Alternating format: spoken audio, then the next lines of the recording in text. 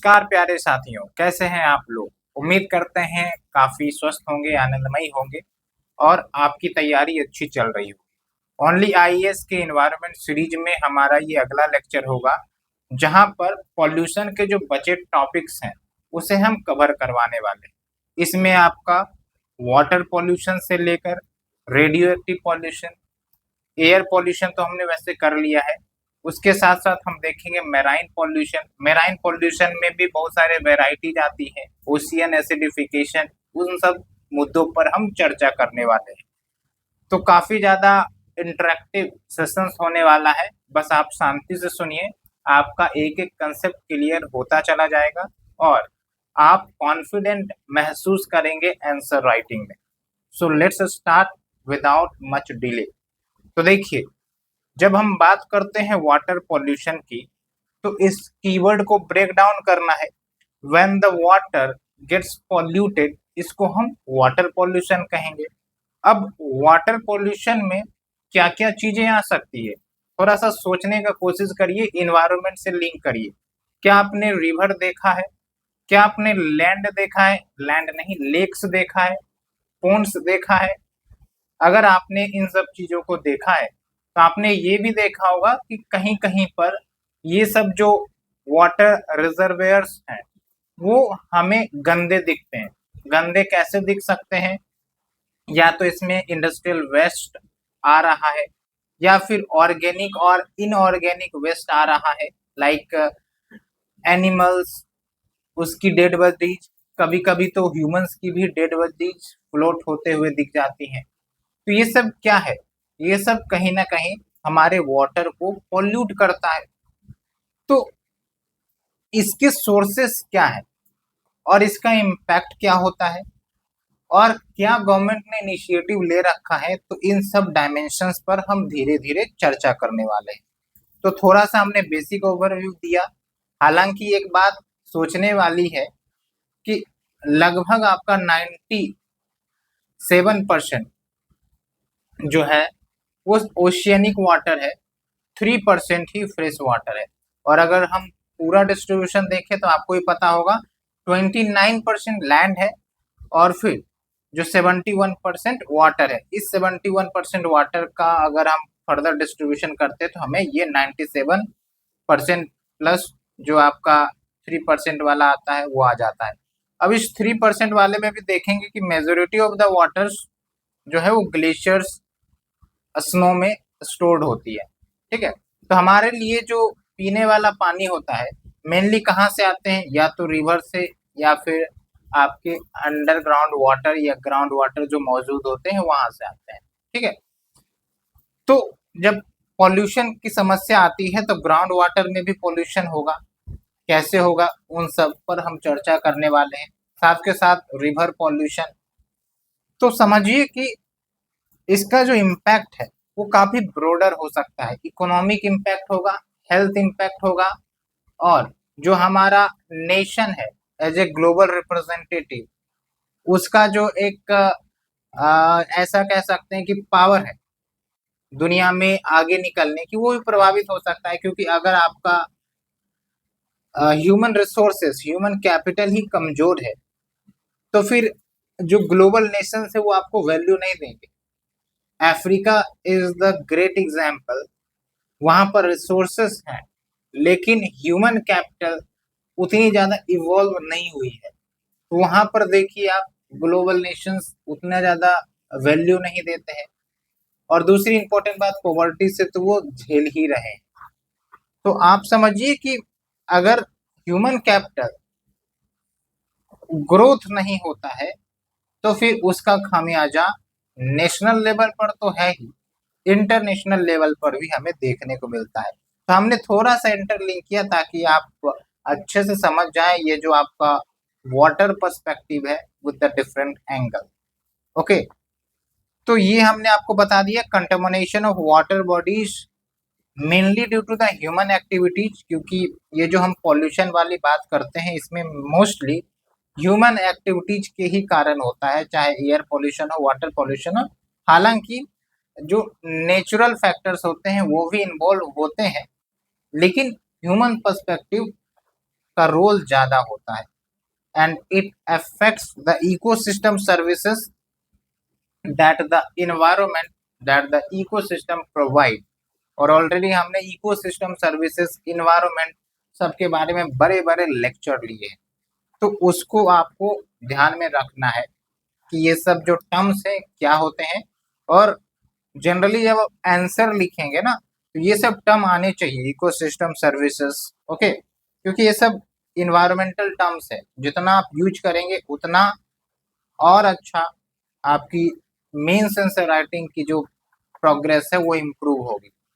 अब एक है आपका सस्टेनेबल डेवलपमेंट गोल्स, जो 2030 तक फुलफिल करना है, 17 गोल्स होता है। अब इसमें क्या है कि वाटर रिलेटेड टारगेट्स भी दिए गए हैं।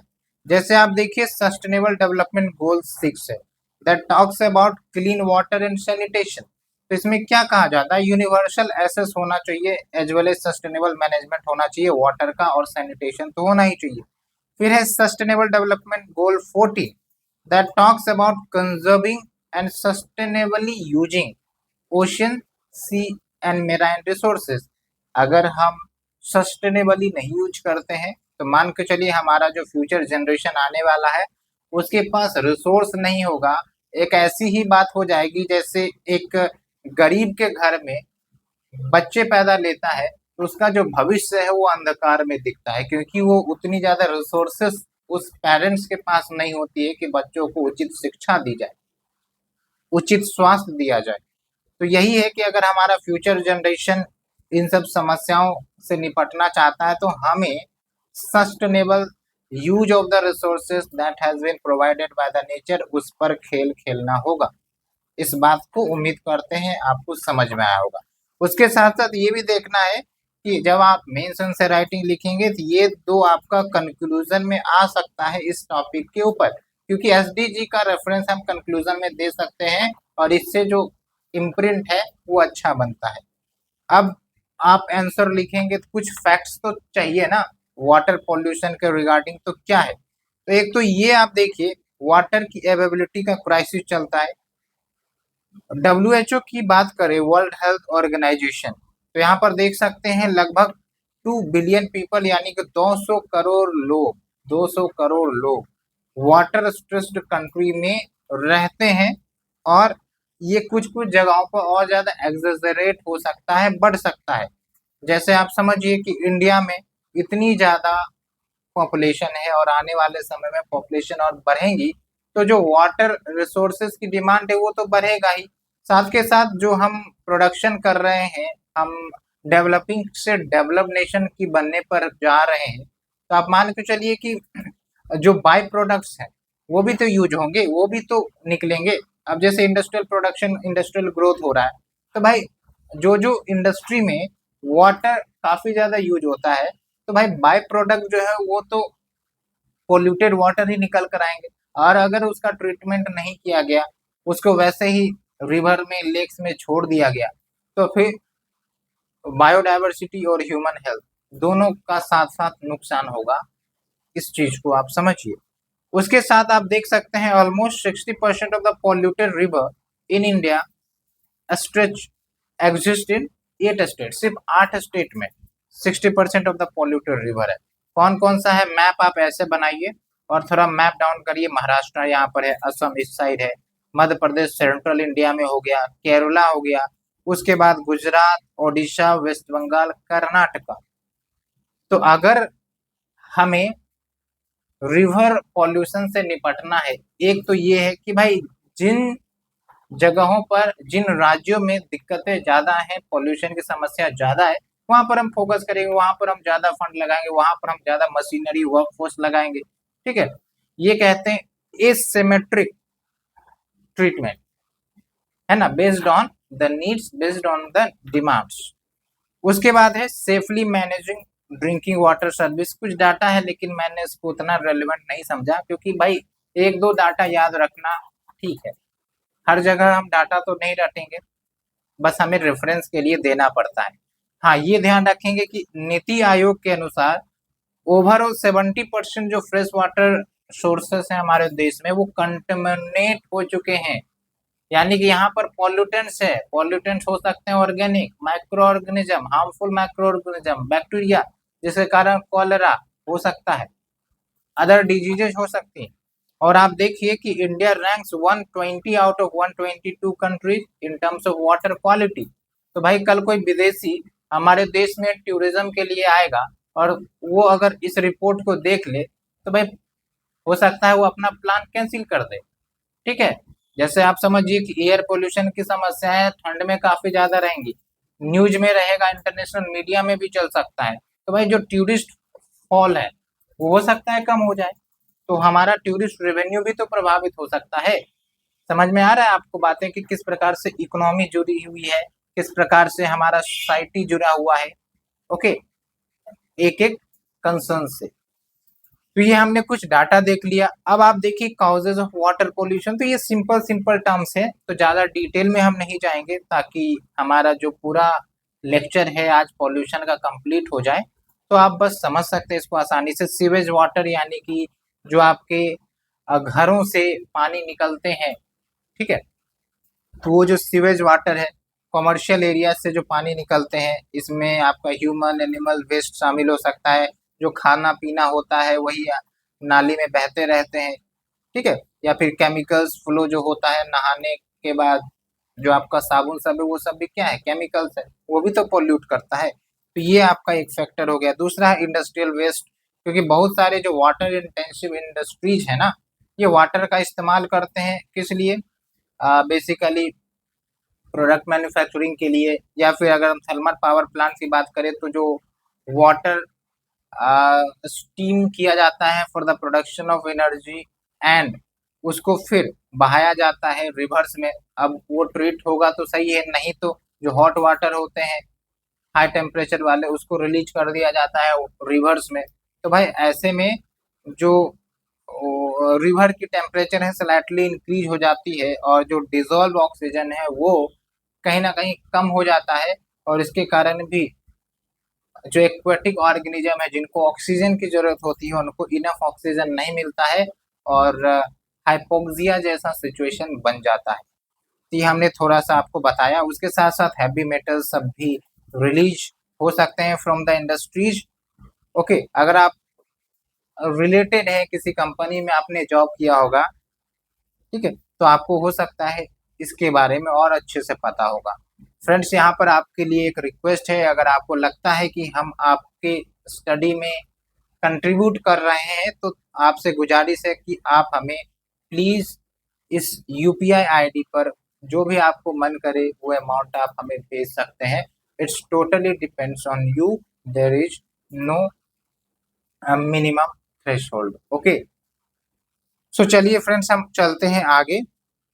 एग्रीकल्चरल फैक्टर्स, एग्रीकल्चर में क्या होता है, फार्मर्स फर्टिलाइजर छींटते रहते हैं, इरिगेशन करते हैं। भाई फर्टिलाइजर्स और इरिगेशन मिक्स हो जाते हैं, और यही या तो ग्राउंड वाटर में शिफ्ट कर जाएंगे या रिवर में शिफ्ट कर जाएंगे। Okay, and ultimately polluting the water. यहाँ पर आप देख सकते हैं, और जो प्रोसेस है ना इसको हम लीचिंग कहते हैं। तो ये ध्यान रखना है, लीचिंग, लीचिंग का मतलब ये होता है कि जो अपर मटेरियल्स हैं, चाहे वो आपका पॉल्यूटेंट्स हो, वाटर हो, वो जब डाउनवर्ड्स आने लग जाते हैं तो वो हम कहते हैं लीचिंग। ओके, उसके बाद ऑर्गेनिक एंड इनऑर्गेनिक वेस्ट का जो प्रेजेंट होता है वाटर में वो भी पॉल्यूशन काउज करता है, and it reduces the dissolve oxygen. Okay, क्यों, उसके लिए हम अलग से चर्चा करने वाले हैं। डिजोल्व ऑक्सीजन थोड़ा सा हम आपको बताते हैं। बेसिकली आप देखे होंगे कि जो वाटर है ना उसमें ऑक्सीजन होता है। ओके, ऑक्सीजन होता है, लेकिन अगर इसमें इम्प्योरिटीज बढ़ने लगे, पॉल्यूटेंट्स बढ़ने लगे, तो उसको डिग्रेड करने के लिए जो माइक्रो ऑर्गेनिज्म होंगे उनको हो सकता है ज्यादा ऑक्सीजन की जरूरत पड़े, है ना। तो ऐसे में वाटर पॉल्यूट हो जाता है, क्योंकि जो कैपेसिटी है डिग्रेड होने की वो कम हो जाती है। तो ये है आपका कंसेप्ट। बाकी इसमें दो कंसेप्ट आता है, एक तो बायोलॉजिकल ऑक्सीजन डिमांड और एक है केमिकल ऑक्सीजन डिमांड। तो ये दोनों हम देखेंगे अलग से, आप चिंता ना करें। ओके, उसके बाद thermal and radiation pollution. Radiation में क्या हो गया भाई, कभी कभार हो सकता है जो न्यूक्लियर एनर्जी प्रोडक्शन सेंटर है वहां से आपका रेडिएशन रिलीज हो जाए एंड वाटर में जाके मिक्स हो जाए, तो ऐसे में तो काफी ज्यादा खतरा होता है माइक्रो ऑर्गेनिज्म या फिर एक्वेटिक स्पीसीज के लिए। डीएनए म्यूटेशंस हो सकते हैं, ठीक है, क्योंकि ये डायरेक्टली शरीर के अंदर अफेक्ट कर जाते हैं, ये रेडियो एक्टिव होते हैं ना, इसीलिए। उसके बाद थर्मल, जो मैंने आपको बताया, जो आपके कोल पावर प्लांट्स है वहां से हॉट वाटर रिलीज किए जाते हैं रिवर्स में, तो ऐसे में भी अफेक्ट करता है एक्वेटिक लाइफ को। उसके बाद मेराइन पॉल्यूशन। मेराइन पॉल्यूशन में आप देख सकते हैं ओशियंस में भी पॉल्यूटेंट्स इंटर करते हैं वाया सीवेज, जो भी आपके हाउसिंग कमर्शियल बिल्डिंग से पानी है, अगर आप कोस्टल स्टेट्स हैं तो आपका ट्रांसफर कर दिया जाता है ओशियन में। ओके, गार्बेज, इंडस्ट्रियल डिस्चार्ज, तो ये सब मेराइन इकोसिस्टम बायोडायवर्सिटी को प्रभावित करता है। उसके साथ साथ आप देखेंगे ऑयल माइनिंग किया जाएगा। भाई ऑयल माइनिंग आपको ही पता है ना, एक तो ऑफशोर हो सकता है, ऑनशोर हो सकता है। तो भाई ऑफशोर जो है यानी कि ऑफ द कोस्ट, ठीक है, कंटिनेंटल शेल्फ्स वहां पर जनरली किए जाते हैं। तो भाई वहां पर माइनिंग होगा, एक्सट्रैक्शन होगा, तो पॉल्यूटेंट्स भी तो निकलेंगे, तो वो सब पॉल्यूटेंट्स जो है वही ओशियन में रह जाते हैं। That also affects the marine ecosystem and biodiversity. Oil spills वाली घटनाएं भी हो जाती हैं, और 2020 में मेरे ख्याल से गल्फ ऑफ मैक्सिको के अराउंड ऑयल स्पिल वाली घटना हुई थी, वैसे हम उसको देख लेंगे, एक बार आगे दिया गया है। ओके, अब आप समझिए कि जो वाटर है, वाटर जो आपका निकलता है, वाटर पॉल्यूशन जो निकलता है, उसको हम दो भाग में बांट सकते हैं। एक तो पॉइंट सोर्स है, एक है आपका नॉन पॉइंट सोर्स। इस चीज को भी आपको समझना है और कैसे भी करके मेन सेंसर राइटिंग में लाना है। तो जो पॉइंट सोर्स होता है, मान के चलिए कि जहां से पॉल्यूटेंट वाटर निकलेगा उसको हम ट्रैक कर पाते हैं कि हाँ भाई यहाँ से पॉल्यूटेंट वाटर निकल रहा है, तो वो हो गया पॉइंट सोर्स। पॉइंट सोर्स मतलब हमें पता है कि उस पॉइंट से पॉल्यूटेंट या पॉल्यूटेंट वाटर निकल रहा, पता है, तो पता है तो उसको हम अच्छे से ट्रीट कर सकते हैं। एग्जाम्पल के तौर पर आप समझिए कि जो आपके इंडस्ट्रीज है, ठीक है, इंडस्ट्रीज अपने जो पॉल्यूटेंट्स वाटर में रिलीज करती है, रिवर्स में रिलीज करती है, तो हमें पता है ना कि भाई ये इंडस्ट्रीज है और यहाँ से पॉल्यूटेंट आ रहा है, तो इसका मतलब क्या है कि यहाँ पर अगर हम ट्रीटमेंट कर दे, कुछ फिल्ट्रेशन वाला टेक्निक लगा दे, तो हमारा जो वाटर पॉल्यूशन है वो ट्रीट किया जा सकता है before releasing into the reverse और द वाटर बॉडीज। लेकिन जो नॉन पॉइंट सोर्स है उसको आइडेंटिफाई करना मुश्किल होता है, क्योंकि इसका कोई डेफिनिट लोकेशन नहीं है कि यहीं से रिलीज होगा। एग्रीकल्चरल फील्ड आप देख सकते हैं, कितने ज्यादा एग्रीकल्चरल फील्ड भारत के कोने कोनों में है। तो भाई जब वहां से पॉल्यूटेंट्स रिलीज होता है तो हम ट्रैक नहीं कर पाते कि आखिरकार किधर से रिलीज हो रहा है, कहाँ को जा रहा है, किस रिवर में मिक्स हो रहा है, कुछ भी नहीं पता होता है। इसलिए इसको मॉनिटरिंग और ट्रैक करना मुश्किल हो जाता है। उसके साथ साथ आप समझिए कि एक तो एग्रीकल्चरल फील्ड्स वाला हो गया, है ना, तो ये कुछ एग्जांपल्स आपको याद रखने हैं। और थोड़ा सा आप देखिए जो सीवेज वाटर निकलते हैं फ्रॉम द कमर्शियल बिल्डिंग और द डोमेस्टिक बिल्डिंग, तो वो भी आपका पॉइंट सोर्स है, क्योंकि हमें पता है कि भाई इस घर से ये जो नाला है वो इस नाले में कनेक्टेड है और ये नाला कहाँ जा रहा है ये भी हमें पता है, ठीक है। तो इसका मतलब ये हुआ कि अगर घर से ही हम पूरा सेग्रीगेट प्रोसेस शुरू कर दे कि हाँ भाई जो आपके सॉलिड वेस्ट है वो अलग, लिक्विड वेस्ट है अलग, मोस्ट हार्मफुल वेस्ट है वो अलग, ऐसे करके फिर आपका जो सॉलिड वेस्ट मैनेजमेंट है वो और अच्छा और आसान हो जाता है। ओके, इसलिए तो आप देखे होंगे कि मल्टीपल कलर्स के डस्टबिन आते हैं for putting the waste materials. क्यों? बिकॉज सेग्रीगेशन इंपॉर्टेंट होता है। ओके, उसके बाद आप देखिए बायोलॉजिकल ऑक्सीजन डिमांड और केमिकल ऑक्सीजन डिमांड, इसको थोड़ा सा समझते हैं।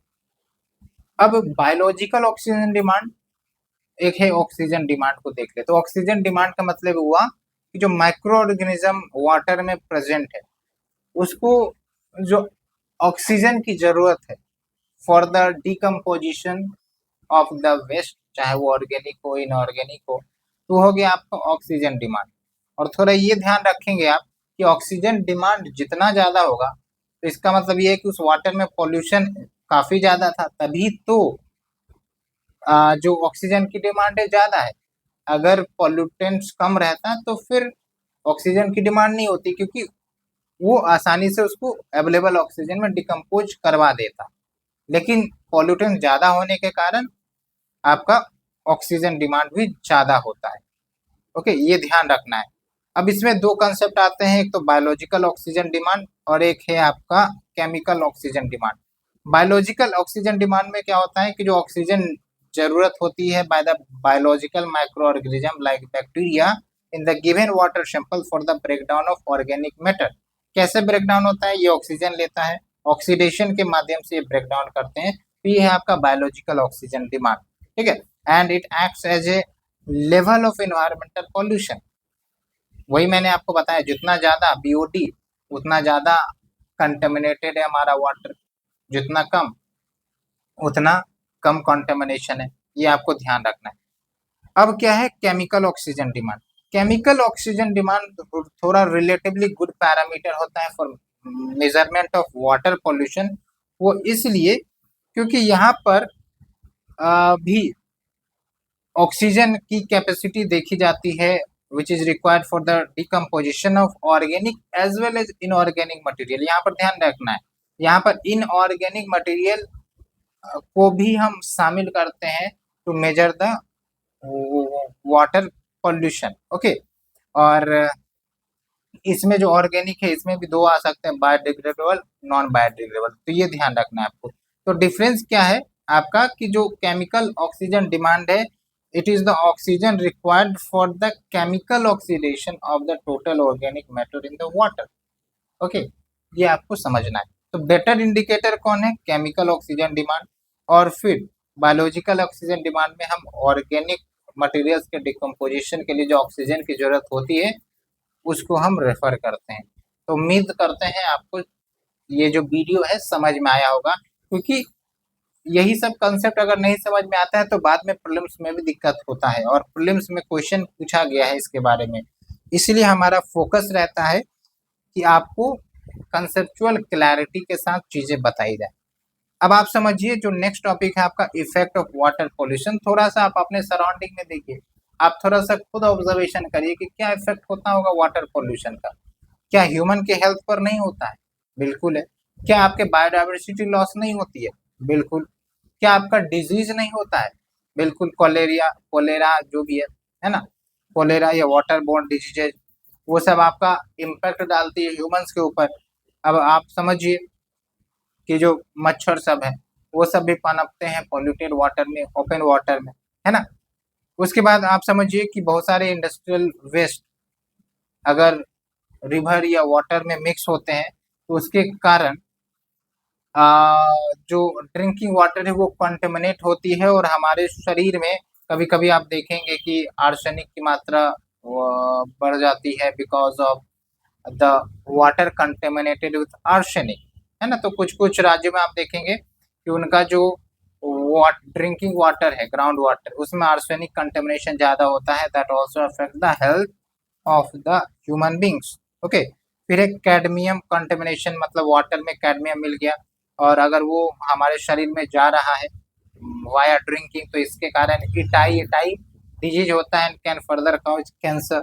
ओके, उसके बाद रखिए adverse impact on water bodies. इसमें एक डाटा निकाला गया है बिटवीन 2019 टू 2022, जो सेंट्रल पॉल्यूशन कंट्रोल बोर्ड है, इन्होंने 311 पॉल्यूटेड लोकेशंस आइडेंटिफाई किए हैं ऑन 279 रिवर। समझ में आ रहा है आपको? मतलब आप समझिए कि जो रिवर्स है वो तो मल्टीपल स्टेट से फ्लो करती है। अब भाई कहीं कहीं पर आप देखेंगे कि हो सकता है वहां पर इंडस्ट्रीज कनेक्टेड है, कोई फैक्ट्रीज कनेक्टेड है, हो सकता है वहां पर रिलीजियस एक्टिविटीज काफी ज्यादा होती हो। तो रिलीजियस एक्टिविटीज होती है तो आप ये भी देखेंगे कि जो भी आपके बाय प्रोडक्ट बनते हैं, है ना, जैसे फूल हो गया या फिर अदर ऑर्गेनिक मटेरियल, वो सब भी तो आपके वाटर में बहाए जाते हैं। तो वो भी डायरेक्टली इनडायरेक्टली पॉल्यूशन में कंट्रीब्यूट करती है। ठीक है, तो आप ऐसे समझिए कि 311 पॉल्यूटेड स्ट्रेचेज। फिर कहीं कहीं आप समझिए कि जो एग्रीकल्चर है, ठीक है, तो वहां से फर्टिलाइजर पेस्टिसाइड मिक्स होके रिवर वाटर में मिल जा रही है, तो वो भी एक कारण बन सकता है। ये बात हो गया। अब हम बात करते हैं control measures on water pollution, क्या किया जाए। तो एक तो है sewage and industrial effluent treatment, जो समस्या है उसको ट्रीट कर दो कि भाई before releasing the contaminated water into the river और other water bodies, let's treat it first. और पॉइंट सोर्सेस को तो ट्रीट करना और आसान होता है और इजी होता है। उसके बाद जो हॉट वाटर हम रिलीज कर देते हैं from the thermal power plant, जिसके कारण ऑक्सीजन होल्डिंग कैपेसिटी वाटर की कम हो जाती है, तो भाई उसको कूलिंग करके रिलीज किया जाए, okay, to prevent thermal pollution. उसके बाद देखिए domestic cleaning in the water resources, इसको प्रोहिबिशन किया जाना चाहिए। उसके बाद reduced fertilizer and pesticide use, ये तो बात है क्योंकि ब्रॉडर लेवल पर इंडिया में फार्मिंग की जाती है, वर्ल्ड लेवल पर फार्मिंग की जाती है। पेस्टिसाइड सब जब मिक्स होंगे वाटर के साथ, या तो वो ग्राउंड वाटर में स्विप करेंगे या फिर रिवर में स्विप कर सकते हैं। एक्सेसिव रेनफॉल होता है, बाढ़ आ जाती है, तो सब क्या होता है, केमिकल्स मिक्स हो जाते हैं ना, और वो सब वाटर कहाँ जाती है, समुद्र में जाती है, अदर रिवर्स की ट्रिब्यूटरीज में जाती है। केमिकल्स तो कहीं ना कहीं इधर से उधर मिक्स हो रहे हैं ना, तो उसका इम्पैक्ट तो हमें देखने को मिलेगा, चाहे आज मिले चाहे 10 साल बाद या 100 साल बाद। ओके, उसके बाद देखिए ऑर्गेनिक फार्मिंग हम प्रमोट कर सकते हैं, क्यों, बिकॉज इसमें जो हम कंपोस्ट सब यूज करते हैं वो डिग्रेड हो जाते हैं, डिग्रेड हो जाते हैं तो आराम से पॉल्यूशन से बचा जा सकता है। उसके बाद यूटिलाइजेशन ऑफ वाटर हेशियंथ, ओके, ये वाटर हेशियंथ क्या करता है, जो टॉक्सिन्स है ना, वाटर हेशियंथ बेसिकली प्लांट है, आप ऐसे समझिए। और जब ये पॉल्यूटेड वाटर के आसपास इनको कल्टीवेट किया जाता है, तो ये जो टॉक्सिन्स है ना इसको एब्जॉर्ब कर देते हैं, एक्सट्रैक्ट कर लेते हैं। ओके, तो इससे क्या होता है, वाटर प्यूरिफाई हो जाता है और हैवी मटेरियल्स, हैवी मेटल्स भी एक्सट्रैक्ट हो जाते हैं। अब 100% तो नहीं करेगा, लेकिन चलो भाई 70% भी किया, 80% भी किया, तो कम से कम उसके हार्मफुल इम्पैक्ट से तो बचे। ओके, तो ये आपको समझना है। तो उम्मीद करते हैं ये जो पॉइंट्स हमने बताया डिटेल के साथ, कंसेप्चुअल क्लैरिटी के साथ आपको समझ में आई होगी। और किसी भी प्रकार की डाउट है, समस्या है, तो आप हमें बेझिझक कमेंट सेक्शन में पूछ सकते हैं। We will be helping you with the reply. अब चलते हैं रिवर पॉल्यूशन। तो अभी तो हमने वाटर पॉल्यूशन देखा, उसका एक पार्ट हो सकता है आपका रिवर पॉल्यूशन। तो जब रिवर पॉल्यूट होने लग जाए तो रिवर पॉल्यूशन एग्जाम्पल बहुत है, गंगा यमुना। एक समय यमुना नदी देखते होंगे, वैसे तो हम लोग नहीं देखे होंगे, हम लोग तो पॉल्यूटेड ही देखे, लेकिन हमारे जो फादर हुए, ग्रैंड फादर है, अगर उन्होंने यमुना देखा होगा तो रिलेटिवली लेस पॉल्यूटेड होगा as compare to the current one. क्यों, क्योंकि भाई अब तो इंडस्ट्री से पॉल्यूशन आ रही है, एग्रीकल्चरल फील्ड से पॉल्यूशन आ रहा है, और ना ही ट्रीटमेंट हो रहा है, तो all are leading to the pollution of the river. Ganga का भी कुछ यही हाल चल रहा है, हालांकि गंगा रिवर को पॉल्यूशन मुक्त करने के लिए आपका स्कीम चलता है, गंगा रिजुवेनेशन स्कीम, उसके बारे में भी हम थोड़ा देखेंगे। तो हमने थोड़ा सा आपको बेसिक ओवरव्यू बताया रिवर पॉल्यूशन का, ठीक है। तो आपको एग्जाम्पल याद रखना है, यमुना, गंगा, ओके। और भी अगर कोई रिवर का नाम आपको पता है जो न्यूज में रहा है बिकॉज ऑफ द पॉल्यूशन, तो आप हमें कमेंट सेक्शन में लिखिए, ताकि जो हमारे अनदर कम्युनिटी मेंबर्स हैं वो भी उसको देख सके और उसको यूटिलाइज कर सके। ओके, अब कुछ फैक्ट्स आपको देखना है। एक तो ये है कि lack of access to safe drinking water, more than 16.3 crore, 163 million कह लीजिए आप। तो यहाँ पर क्या है, सेफ ड्रिंकिंग वाटर नहीं है, ये तो हमने वैसे भी डिस्कस किया था। उसके बाद आप देखिए water stress in rural areas. अब जो है वाटर की अवेलेबिलिटी कम हो रही है because of increase in population.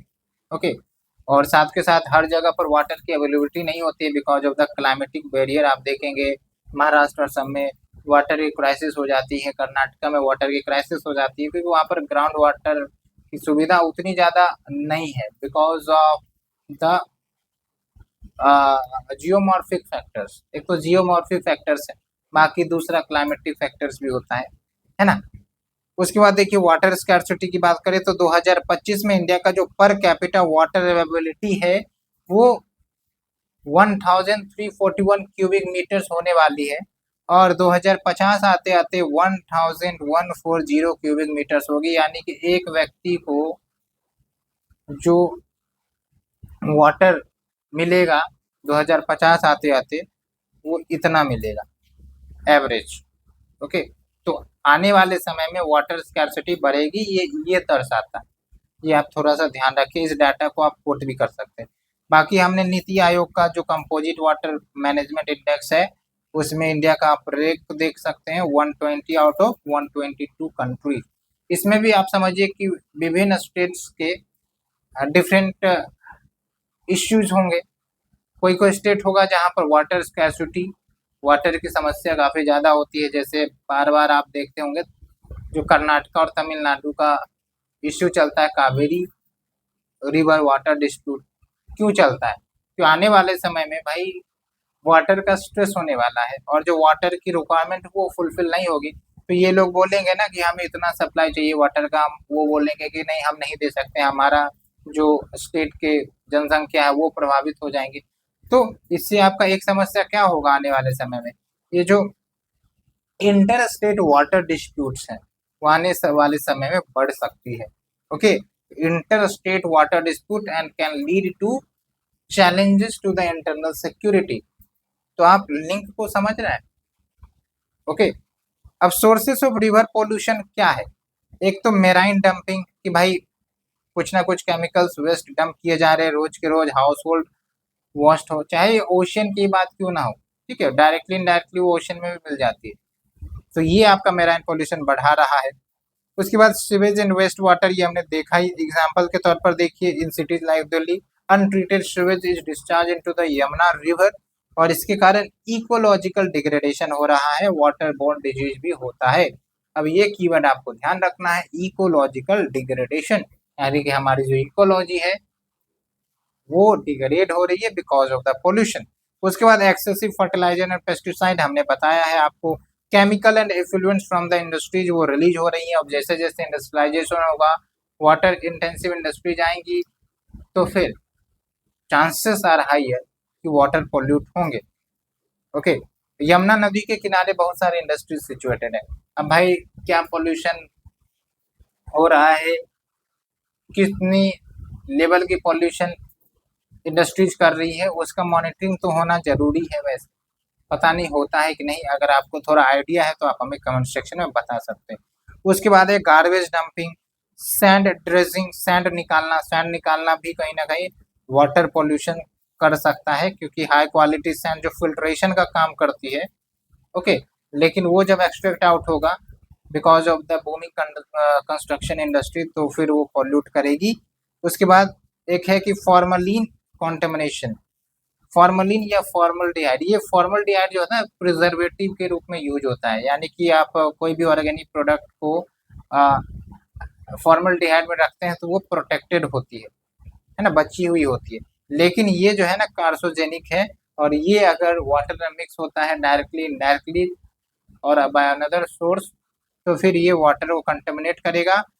Okay, और कभी कभी तो ये भी है, आप समझिए कि जो फिश होते हैं ना, मछलियाँ जो खाने वाली होती हैं उसको भी फॉर्मल्डिहाइड में रख के प्रिजर्व किया जाता है जबकि ये कार्सोजेनिक होते हैं। आप देख सकते हैं फॉर्मल्डिहाइड इन फ्रेश फिश। उसके बाद पॉसिबल कंसिक्वेंसेस क्या हो सकते हैं रिवर वाटर पोल्यूशन का, फ्लोरा एंड फौना यानी कि बायोडाइवर्सिटी एंड बहुत सारे स्पीसीज इससे एक्सटिंक्ट हो जाएंगे, अपना हैबिटेट चेंज कर सकते हैं और फिर जो एक्वेटिक स्टेबिलिटी है, एक्वेटिक इकोसिस्टम स्टेबिलिटी वो प्रभावित होगी। फूड सिक्योरिटी को चैलेंज हो सकता है वाटर स्ट्रेस के कारण। फिर ड्रिंकिंग वाटर, ये तो नीति आयोग का रिपोर्ट आपने देखा ही होगा, वैसे यहाँ पर भी आप देख सकते हैं लगभग 2 lakh people loss their life every year due to the various problem caused by consuming contaminated water, है ना। तो ड्रिंकिंग वाटर अगर क्वालिटी नहीं रही तो आप देख सकते हैं कि डेथ भी होती है, रिस्पिरेटरी डिजीज हो सकती है, डिजीज बर्डन बढ़ सकता है, आउट ऑफ पॉकेट एक्सपेंडिचर बढ़ सकता है, गवर्नमेंट की जो हेल्थ के लिए फंड्स है वो इंक्रीज हो सकती है। तो ये सब चैलेंजेज है। फिर agriculture sector, loss of livelihood, जैसे फिशरमैन एंड फिश फार्म्स, जो एक समय रिवर के किनारे फ्लरिश होता था, आज रिवर पोल्यूट हो गया है तो वहाँ पर मछलियाँ मिलती नहीं है, ठीक है। या फिर अगर मछलियाँ है भी तो वहाँ उसमें पता चलता है बायो एकोमोडेशन, बायो मैग्निफिकेशन हो गया है, क्वालिटी कंप्रोमाइज हो गई है, इससे भी दिक्कतें आ रही हैं, that is leading to loss of livelihood. फिर लॉस ऑफ एक्सपोर्ट रेवेन्यू, अब क्वालिटी अगर नहीं रहेगी फिश स्पीसीज में, ठीक है, या फिर यूं कह सकते हैं कि जो क्वालिटी ट्रेडमार्क है हम अगर उसे क्वालिफाई नहीं कर पाते हैं फॉर द एक्सपोर्ट, तो वो हमारा एक्सपोर्ट भी हम पर होगा, रेवेन्यू लॉस भी होगा। और बहुत सारे नेशन जो हैं एक प्रकार से हमारे प्रोडक्ट्स को बैन करने का भी प्रयास करती है because of the quality standards. ये लगभग 2020 या 21 की बात है, शायद न्यूज में आया था कोई प्रोडक्ट को लेकर जहां पर क्वालिटी स्टैंडर्ड्स फेल हुई थी इंडिया की सर्टेन प्रोडक्ट्स की। तो आप समझिए कि ऐसे भी दिक्कतें आती है। Measures to control river pollution क्या कर सकते हैं, एक तो ये है कि भाई इफ्लुएंट कंसंट्रेशन जो वेस्ट का है उसको कम करो, कैसे वेस्ट वाटर ट्रीटमेंट करके जो इंडस्ट्रीज से वेस्ट निकाल रहे हैं उसको पहले ही ट्रीट कर दो before releasing in the river और द वाटर, ओके। उसके बाद इफ्लुएंट वॉल्यूम को हम कम कर सकते हैं, यानी कि जो वेस्ट निकल रहा है ओवरऑल वॉल्यूम उसको कम कर सकते हैं by reduction of direct industrial discharge volumes into the municipal sewer system, okay. उसके बाद म्युनिसिपल सेवर सिस्टम में इनफिल्ट्रेशन नहीं होने चाहिए अनदर पॉल्यूटेंट्स, प्लास्टिक सबका, उससे भी दिक्कत हो जाती है। उसके बाद अपस्ट्रीम फ्लो को इंक्रीज कर सकते हैं, वाटर एफिशिएंट हमने ऑलरेडी बताया है, ओके। जो टॉक्सिक मटेरियल्स को, केमिकल्स को अपने अंदर सोख लेती है और फिर वाटर प्यूरिफाई हो जाता है।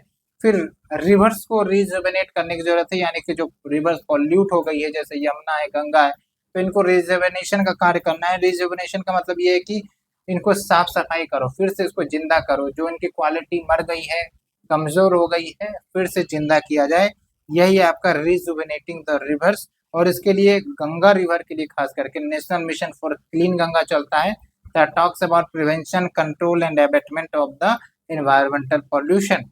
Namami Gange project that also talks about it, ये आपका उसी में आ जाता है। फिर national mission for clean Ganga, ये आपको ध्यान रखना है, ये सब आपको लिखना है मेन सेंसर राइटिंग में, इसलिए मैं यहाँ पर थोड़ा सा हाईलाइट करके आपको बता रहा हूँ।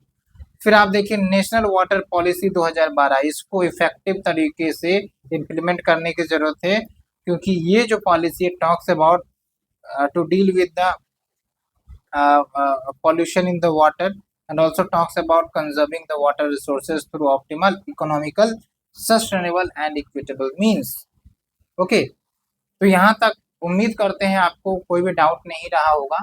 अब थोड़ा सा आप रिकॉल करिए, आप थोड़ा सा सोचने की कोशिश करिए कि what are the major cause of water pollution, okay, and suggest some unique ideas apart from this content I am discussing to deal with the water pollution. What are the different sources of water pollution? आप थोड़ा सा सोचिए, comment में answer दीजिए। जैसे जैसे आप सोचना शुरू करेंगे आपके माइंड में आंसर बननी चालू हो जाएगी, जो आपके मेन आंसर राइटिंग में अल्टीमेटली मददगार होने वाली है। उसके बाद आते हैं नमामि गंगे इनिशिएटिव, अच्छे से ध्यान रखना है। और आप देखिए ये जो गंगा रिवर गंगा जो काफी ज्यादा पॉल्यूट हो रही थी एक समय, इनको रिकवर करने के लिए, रिजुवेनेट करने के लिए नमामि गंगे प्रोग्राम लाया गया था।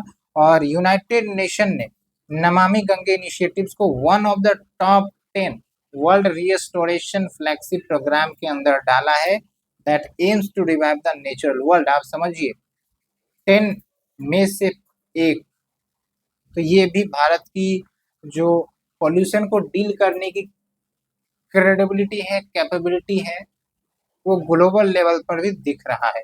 उसके बाद integrated conservation mission that aims to achieve reducing pollution, conserving, revitalizing the national river Ganga.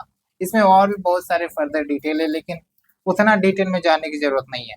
और क्या कुछ फीचर्स है, अब देखिए, implemented by national mission for clean Ganga, ये आपको ध्यान रखना है 2016 से ही। और इसमें स्टेट को भी इन्वॉल्व किया जाता है, क्योंकि भाई ये सब जो रिवर्स है स्टेट के ही से क्रॉस करती है। अब इनको संज्ञान में नहीं लिया तो फिर डील तो नहीं हो पाएगी ना। उसके बाद है central sector scheme funded by the world bank, ये आपको ध्यान रखना है, ये जो आपका नमामि गंगे प्रोजेक्ट है। और 5 टायर्ड स्ट्रक्चर में ऑर्गेनाइज है, जैसे एक तो नेशनल गंगा काउंसिल है जो ओवरऑल रिव्यू लेता है इस प्रोजेक्ट की, और ये डायरेक्टली प्रधानमंत्री शेयर करते हैं। उसके बाद इम्पावर टास्क फोर्स होता है जो एड एंड एडवाइस करता है। National mission for clean Ganga, state Ganga committee, district Ganga committee. अब समझिए कि ये पॉइंट अगर आप लिखते हैं तो और मजा आएगा कि भाई there is a provision of district Ganga committee. तो ऐसे में क्या है कि जो भी डिस्ट्रिक्ट गंगा नदी के किनारे हैं, अगर उनको एम्पावर किया जाए, उनको proper technological and technical training दी जाए कि भाई आपको डील करना है वाटर पोल्यूशन से, गंगा के में जो पॉल्यूशन हो रहा है, तो आप समझिए एक एक डिस्ट्रिक्ट अपना ड्यूटी निभाएगा, अच्छे से निभाएगा, इसकी प्रॉपर मॉनिटरिंग होगी, फंड एलोकेट होगा, और फिर पॉल्यूशन कैसे नहीं निपटारा होगा, आप ये सोचने वाली बात होगी। होना ही है, क्योंकि प्रॉपर हो रहा है। एक तो हम मॉनिटरिंग कर रहे हैं, एक तो हम फंडिंग कर रहे हैं, एक तो हम टेक्नोलॉजी इंसर्ट कर रहे हैं, एक तो हमारा जो स्किल है वो काम कर रहा है। ठीक है, तो भाई इंप्लीमेंट क्यों नहीं होगा? दिक्कत ये होती है कि हम मॉनिटरिंग नहीं करते हैं, पोस्ट रिव्यू नहीं करते, इसलिए जो आउटकम है हमें नहीं दिखता है, या फिर स्लो आउटकम होता है। इस चीज को आप समझे। उसके बाद क्या इश्यू है with the implementation of Namami Gange programme?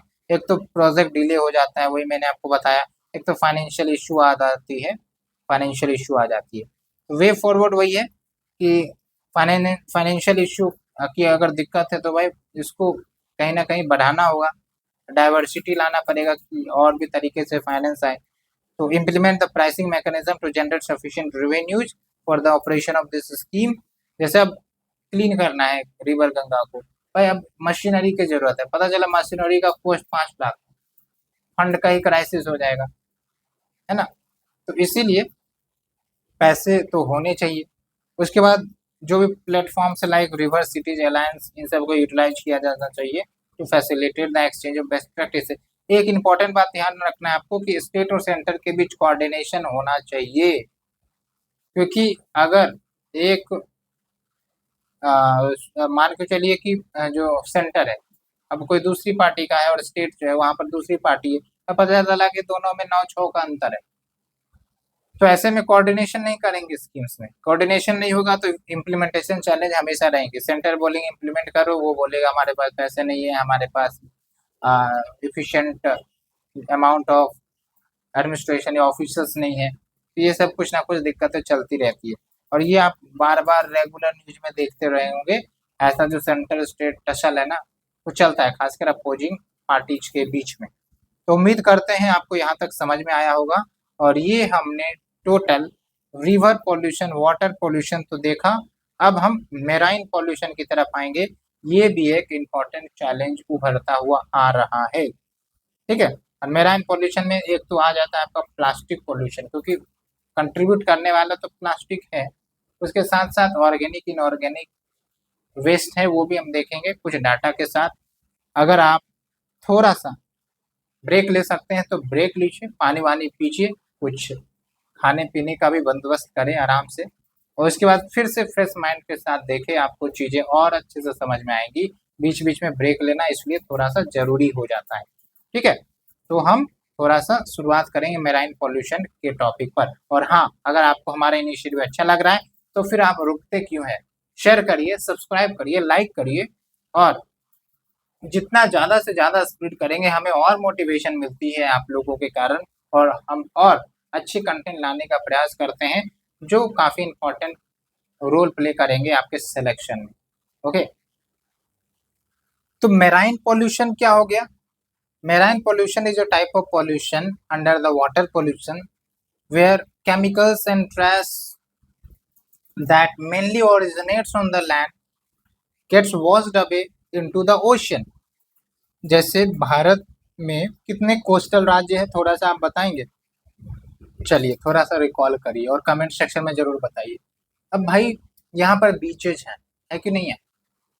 Farmers जो एक्वेटिक फार्मर्स है जो फिशिंग एक्सट्रैक्ट करते हैं, अब आप समझिए इन सब की लाइवलीहुड इन पर डिपेंडेंट है। टूरिस्ट आते हैं यहाँ पर, हो सकता है जो भी खाते पीते हैं वेस्ट यहाँ डिस्पोज हो गया, प्लास्टिक डिस्पोज हो गया, कहाँ जाएगा ये? ओशन में जाएगा। क्या प्लास्टिक डिस्पोजेबल है? नहीं है।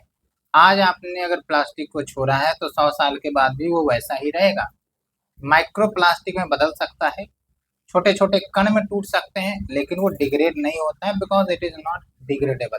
हाँ, अगर हम कुछ तरीके आजमा कर डिग्रेड करें वो अलग बात है, लेकिन ऐसे आपका ये डिग्रेड नहीं होता है।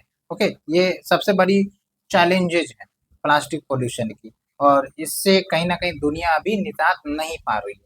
हालांकि हम प्लास्टिक पोल्यूशन के टॉपिक को डिस्कस करेंगे, फिलहाल तो मेराइन पोल्यूशन पर आते हैं, अदरवाइज लेक्चर लंबा हो जाएगा और हम थोड़ा सा कंसाइज करेंगे। ओके, तो आप देखिए ओशन की बात करें तो 70% ऑफ द ग्लोब हमने चीख चीख कर बताया है आपको, और ये ह्यूमैनिटी लिविंग बींग्स के एग्जिस्टेंस के लिए काफ़ी इम्पोर्टेंट है, एक्वेटिक इकोसिस्टम के लिए काफ़ी इम्पोर्टेंट होती है। लेकिन धीरे धीरे जो समस्याएं आ रही है खासकर ओशन में, एक तो ओशियनिक एसिडिफिकेशन, ये भी आप पोल्यूशन ही मान लीजिए। एक है आपका क्लाइमेट चेंज और एक है आपका polluting activities and over exploitation of marine resources. भाई तेल पे तेल निकालते जा रहे हैं, लेकिन पॉल्यूशन भी तो होता होगा, जो केमिकल्स रिलीज होती होंगी, जो डस्ट रिलीज होता होगा, उसके आसपास जो अगर मैराइन हैबिटेट होंगे वो तो प्रभावित हो जाएंगे, वो तो अब नजर भी नहीं आएंगे, तो वहां से उनका हैबिटेट चेंज हो गया, वहां से उनका हैबिटेट डिस्ट्रक्ट हो गया, अब वो कहीं दूसरा जगह ढूंढेंगे, है ना, या फिर एक्सटिंक्ट हो जाए। क्योंकि हम लोग के जैसा तो है नहीं कि हम जो है सर्वाइविंग कैपेसिटी रखते हैं, हम लोग तो चलो सर्वाइविंग कैपेसिटी रखते हैं, लेकिन छोटे छोटे स्पीसीज उनका जो इकोसिस्टम होता है ना, और उनकी जो सर्वाइविंग कैपेसिटी होती है, बेयरिंग सम एक्सेप्शंस, वो कम होता है, इसलिए वो उतना ज्यादा डिस्टर्बेंसेस स्ट्रेस बर्दाश्त नहीं करेंगे। ओके, ये चीजें हो गई। अब कुछ फैक्ट देखिए, ये IUCN रिपोर्ट से निकला हुआ है, तो थोड़ा आप इसे यूज कर सकते हैं। एक तो ये है कि जो आपके मेराइन रिसोर्सेस हैं they are also as a livelihood support, क्योंकि यहाँ पर आप देखिए 3 बिलियन पीपल यानी 300 करोड़ लोग depend on the marine and coastal biodiversity for their livelihood, चाहे फिशिंग हो, चाहे आपका जो सी वीड्स आते हैं, ठीक है, या फिर कोस्टल एग्रीकल्चर आप कह सकते हैं, तो इन पर डिपेंडेंट है। इकोनॉमी भी काफ़ी बड़ी है अगर हम बात करें इसकी, तो market value of marine and coastal resources and industry लगभग $3 ट्रिलियन पर ईयर का है, या फिर 5% ऑफ ग्लोबल जीडीपी। अब आप हमें बताइए थोड़ा सा मैथमेटिकल कैलकुलेशन कि भाई लगभग 5% ऑफ ग्लोबल जीडीपी बराबर 3 ट्रिलियन, तो 100% क्या होगा, यानी कि जीडीपी जो 100% है वो क्या होगा? थोड़ा सा आप मैथ कैलकुलेशन करिए। ह्यूज प्रोडक्शन होता है प्लास्टिक मेराइन डेब्रिस। अब यहाँ पर देखिए, ये सब तो देख लिए, livelihood support, large economy, huge production, लेकिन उसका थोड़ा इम्पैक्ट पर नजर डालते हैं। Every year at least 14 million tons of plastic and up in the ocean and plastic accounts 80% of all marine debris discovered from the surface water to deep sea sediment। तो इतना ज़्यादा पेनिट्रेशन हो गया कि डीप सी में भी जाके ये प्लास्टिक जाके बैठ गई है।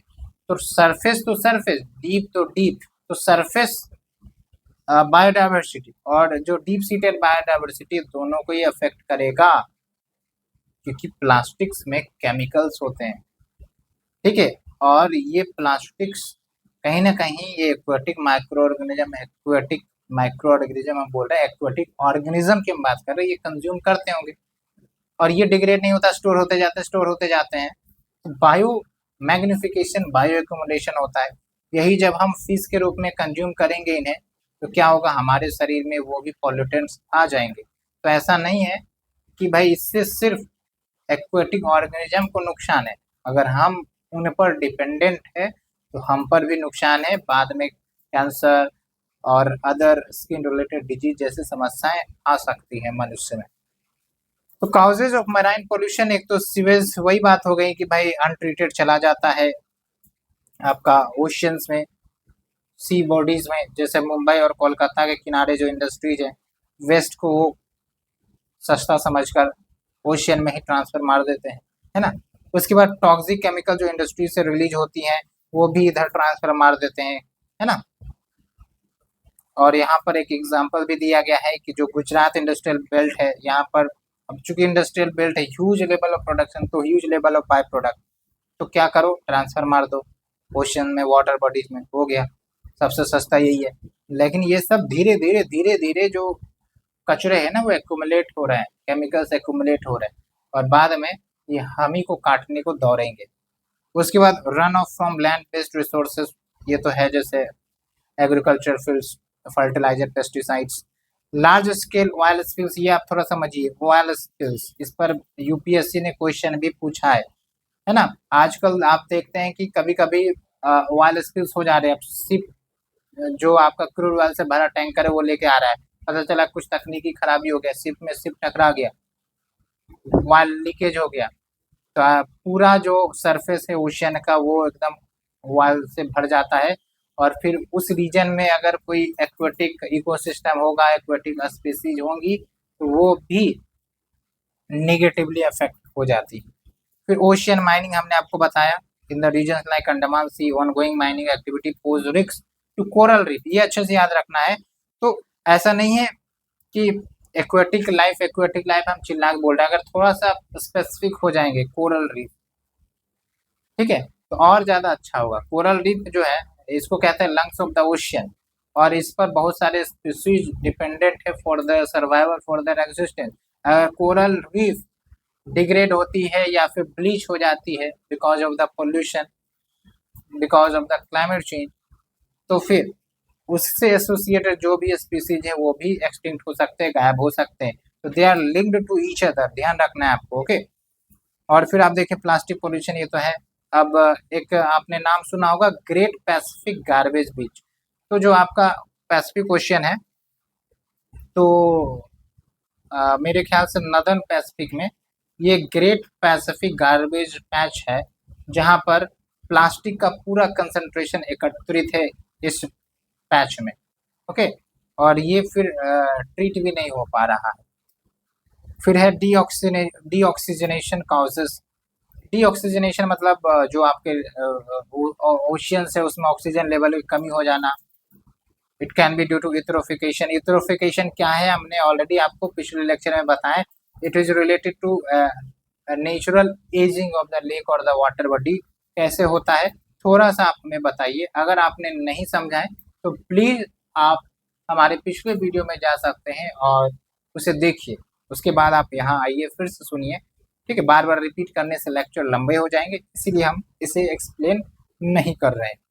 अब देखिए क्लाइमेट चेंज का इम्पैक्ट क्या है ओशियन पर, एक तो मेराइन लाइफ इम्पैक्ट, जैसे आप देखिए it can lead to displacement of the aquatic species, और एक फैक्ट भी दिया जा रहा है कि warming ocean displaces North Atlantic right whales and increases deadly ship strike, मतलब ये सब जो आपके वेल्स है ना वो शिप में टकरा जा रहे हैं।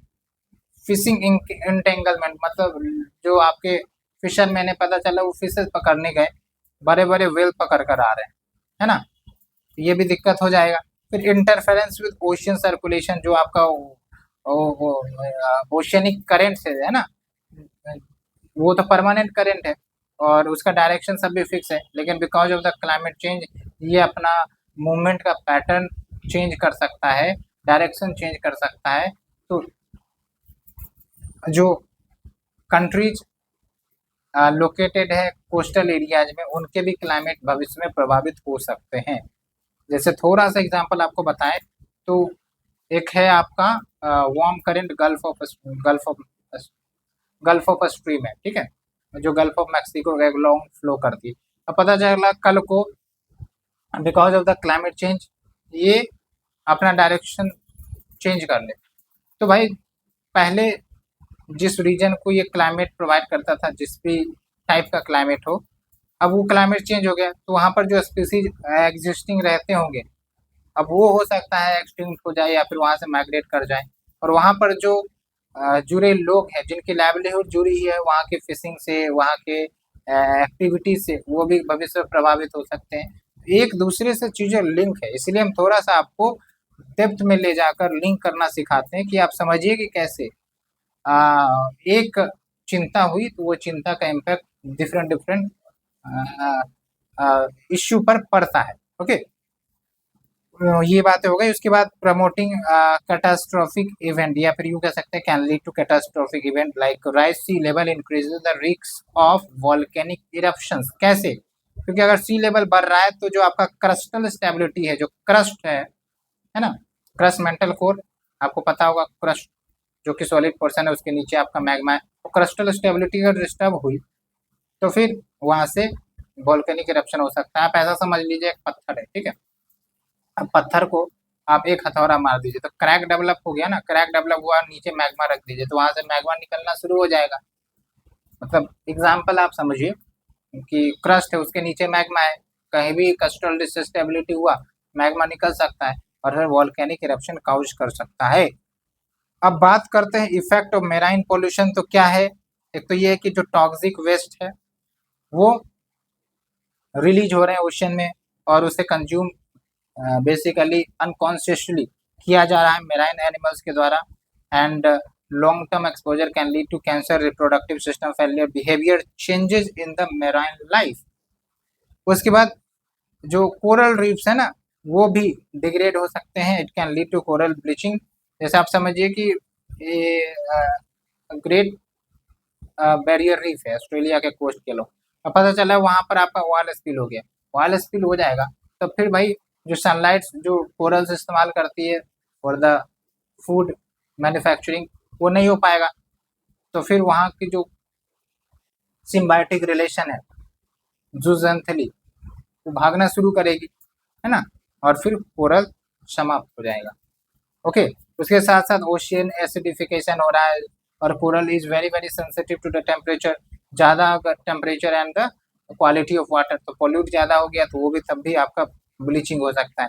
ओके, ये ध्यान रखना है। तो depletion of oxygen content in water and eutrophication हमने आपको बताया। It can lead to failure in reproductive system of sea animals. तो भाई हो सकता है कि डिफेक्टिव बच्चे पैदा हो जाए या फिर वीक अंडे जो अंडे देते हैं वेरियस एक्वेटिक स्पीसीज, वीक अंडे हो, जो उनके सेल्स होते हैं जो कैल्शियम कार्बोनेट के बने होते हैं, because of the pollutant, because of the oceanic acidification वो कमज़ोर हो, टूट जाए, है ना, तो ऐसे प्रॉब्लम्स आ सकते हैं। फॉर एग्जांपल जो दिया जाता है देखिए, DDT contamination leading to thinning of the bird egg shell, यानी कि बर्ड के जो अंडे होते थे, डीडीटी हम किस में यूज करते थे, जो आपके गाय सब थे या फिर जो आपके डोमेस्टिक एनिमल्स थे ना, उनके लिए डीडीटी यूज करते थे फॉर द ट्रीटमेंट। लेकिन बाद में जब वो स्पीसीज को खाता था बर्ड सब, तो फिर वो उनके अंदर चला जाता था because of the bio accumulation, bio magnification. ठीक है, तो धीरे धीरे ये देखा गया कि भाई जो अंडे हैं ना वो कमज़ोर हो रहे हैं, तो कमज़ोर हो रहे हैं तो प्रॉपर हैचिंग नहीं होगी और रिप्रोडक्टिव फेलियर हो जाएगा। उसके बाद effect on food chain like bio accumulation, bio magnification हमने आपको बताया, और मरकरी कंटेमिनेशन अगर हो जाता है फिश में, it can affect the predatory marine mammals like dolphin and orcas, यानी कि जो डॉल्फिन सब कंज्यूम करते हैं फिश स्पीसीज को या फिर अदर स्पीसीज को, तो फिर फूड चैन, फूड वेब के अनुसार ये भी प्रभावित हो जाएंगे क्योंकि ये सब एक दूसरे से इंटरलिंक है। ओके, तो ये आपको ध्यान रखना है। अब आते हैं ग्लोबल इनिशिएटिव्स क्या है, ग्लोबल लेवल पर क्या प्रोग्राम चल रहा है to deal with this. Global program of action for the protection of marine environment from land based activity, वही है कि भाई जो आपके वेस्ट है उसको ओशियन में आने से रोको, ट्रीट करके उसको आने दो, ऐसे करके हैं। ओके, फिर मार्पोल कन्वेंशन है 1973। मार्पोल मतलब marine pollution convention that deals with tackling the pollution of the marine environment from the ships. Okay, अब जो शिप्स होती हैं जो गुड्स लेकर जाती हैं या फिर ट्रेवलर्स को लेकर आती हैं या लेकर जाती है, भाई वो भी तो बाय प्रोडक्ट रिलीज कर रहे होंगे, ह्यूमन वेस्ट रिलीज हो रहा होगा, इसके साथ साथ आपका जो खाते पीते हैं, ठीक है, वो रिलीज हो रहा होगा। अब शिप चल रहा है तो उसके लिए इंजन और हो सकता है जो रॉ मटेरियल्स यूज होती होंगी वो सब डायरेक्टली इनडायरेक्टली रिलीज हो रहा है। ऐसे में जो रिवर वाटर मतलब जो ओशियन वाटर है वो प्रभावित हो रही है ना। ओके, ये आप समझिए। उसके बाद है आपका London convention 1972 to promote effective control of all sources of marine pollution. जहां जहां से मेराइन पोल्यूशन हो रहा है उसको कंट्रोल करो, तो टैकल करो। Okay, and take the steps to prevent pollution of the sea and prevent the dumping of waste and other material. फिर है आपका ग्रीन पीस, ये इन्वायरमेंटल एनजीओ है dedicated to conserving the oceans and marine life. तो आपको थोड़ा सा diverse solution बताना है। एक है आपका बायो रेमिडिएशन, जैसे ऑयल स्पिल होता है, ठीक है, तो ऑयल स्पिल को हैंडल करने के लिए एक तो ये कि भाई उसको निकाल लो फिजिकली। एक होता है कि बायो रेमिडिएशन, यानी कुछ ऐसे माइक्रो ऑर्गेनिज्म है चाहे बैक्टीरिया हो जो उसे डिग्रेड कर देते हैं, है ना। तो हालांकि इन सब पर कार्य चल रहा है, ओके, लेकिन अभी उतना भी ज़्यादा इफेक्टिव नहीं है कि बड़े बड़े ऑयल स्पिल को ये हैंडल कर ले, उस पर अभी कार्य चल रहा है। ये हमने आपको एक बताया। बाकी और देखिए आप measures to mitigate marine pollution, जो लंदन कन्वेंशन 1972 में बोला गया है, तो थोड़ा सा सजेशन आप यूज कर सकते हैं कि जैसे ऑयल है, रेडियो एक्टिव वेस्ट है, हैवी मेटल्स है, वो सबको ओशियन या वाटर बॉडीज में जाने नहीं दे। आप इसको वाटर बॉडीज, रिवर सब के लिए भी यूज कर सकते हैं। ओके, उसके बाद देखिए कोऑर्डिनेशन होना चाहिए अमंग द कन्वेंशन पार्टी, यानी कि जो लंदन कन्वेंशन के सिग्नेटरीज है उनके साथ कोऑर्डिनेशन होना चाहिए कि जो भी नियम कानून हो वो पालन हो हर पार्टी मेंबर्स के द्वारा, जो भी उनके एरिया जुरिडिक्शन में आते हैं, before undertaking the dumping activity. फिर मॉनिटरिंग होनी चाहिए, क्योंकि एक तो चीज़ें हमने चीज़ें इनिशिएट कर दी, दूसरा होता है कि भाई इम्प्लीमेंट हो भी रहा है या नहीं, ट्रैकिंग। तीसरा होता है कि based on data coming from the review we are taking the action. यही नियम लागू होता है। आप भी एग्जामिनेशन की तैयारी कर रहे हैं तो आप भी यही करेंगे कि आपने पूरा तैयारी शुरू कर दी, उसके बाद आप क्या करेंगे, अपनी तैयारी को मॉनिटर करेंगे PYQ के माध्यम से, प्रीलिम्स के क्वेश्चन पेपर सॉल्व करके, टेस्ट सीरीज सॉल्व करके, और फिर जो भी आपके पास डाटा निकल कर आया, पता चला कि हाँ भाई मॉडर्न हिस्ट्री का जो फ्रीडम मूवमेंट है वहाँ पर हम गड़बड़ है, तो फिर उसको सीधा कर लो, ठीक कर लो। पता चला कि भाई सोसाइटी का आंसर हमसे नहीं लिखा जाता है पार्टिकुलर टॉपिक पर, समस्या पता चल गई, ठीक कर लो, ठीक है। तो execute, implement, monitor and then again change as per the need, ऐसे करके आप चीज़ें ऑब्जर्व कर सकते हैं। अब बात करते हैं इंडिया की तरफ से क्या इनिशिएटिव है। एक तो सेपरेट कलेक्शन एंड स्टोरेज का नियम है, जो separate collection of the different waste की बात करता है, storage and processing of the plastic waste. उसके बाद सिंगल यूज प्लास्टिक को तो फेज आउट करने के लिए डेट भी निर्धारित हुई थी बाई 2022, और अच्छा खासा प्रोग्रेस हुआ है। जैसे आप देखिए कि जो स्ट्रॉज हैं, जो प्लास्टिक से बने स्ट्रॉज हैं, प्लास्टिक प्लेट्स हैं, वो सबको बैन किया गया है। साथ के साथ जो थिकनेस है कैरी बैग्स की, जो प्लास्टिक का है, उस थिकनेस को बढ़ाया गया है। ओके, ये आप थोड़ा सा ध्यान रखेंगे।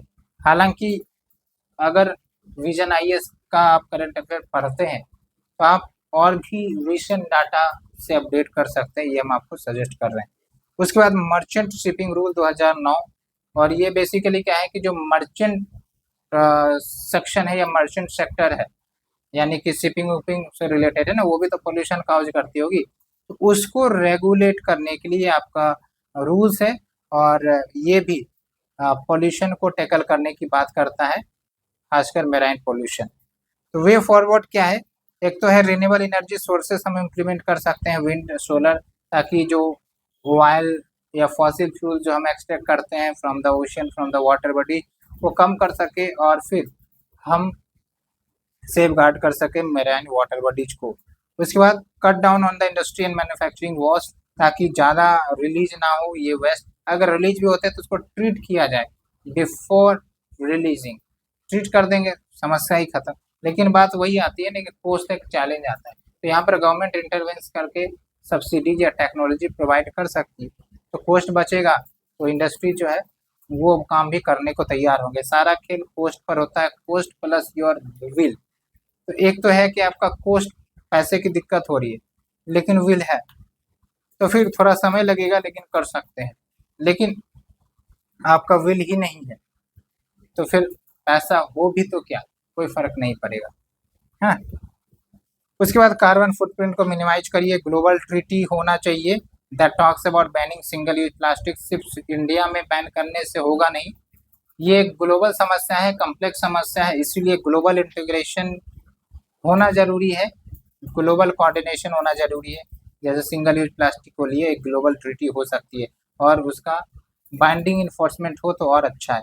फिर न्यूट्रिशन रिडक्शन मेथड्स, यानी कि ये जो आपका न्यूट्रिएंट्स रिलीज हो जाते हैं from the agricultural fields to the ocean and that lead to eutrophication, वो कम हो, उसके लिए भाई फर्टिलाइजर केमिकल्स कम यूज किया जाए, सस्टेनेबल हो, ऑर्गेनिक हो, ये सब बातें की जाती है। उसके बाद कंसिक्वेंसेस के असेसमेंट करने जरूरी है, यानी कि जिसको हम कहते हैं पोस्ट इम्प्लीमेंटेशन असेसमेंट, कि हमने योजनाएं या स्कीम्स या प्रोग्राम्स या रूल्स रेगुलेशंस लागू तो कर रखी हैं, लेकिन क्या उसका इम्पैक्ट पड़ रहा है या नहीं। अगर नहीं पड़ रहा है तो फिर हमें रिव्यू करने की जरूरत है और ठीक करने की जरूरत है। ओके, और यहाँ पर आप देखिए कंक्लूजन में क्या है, ओवर 3 बिलियन पीपल, 300 करोड़ लोग depend on the marine and the coastal biodiversity for their livelihood.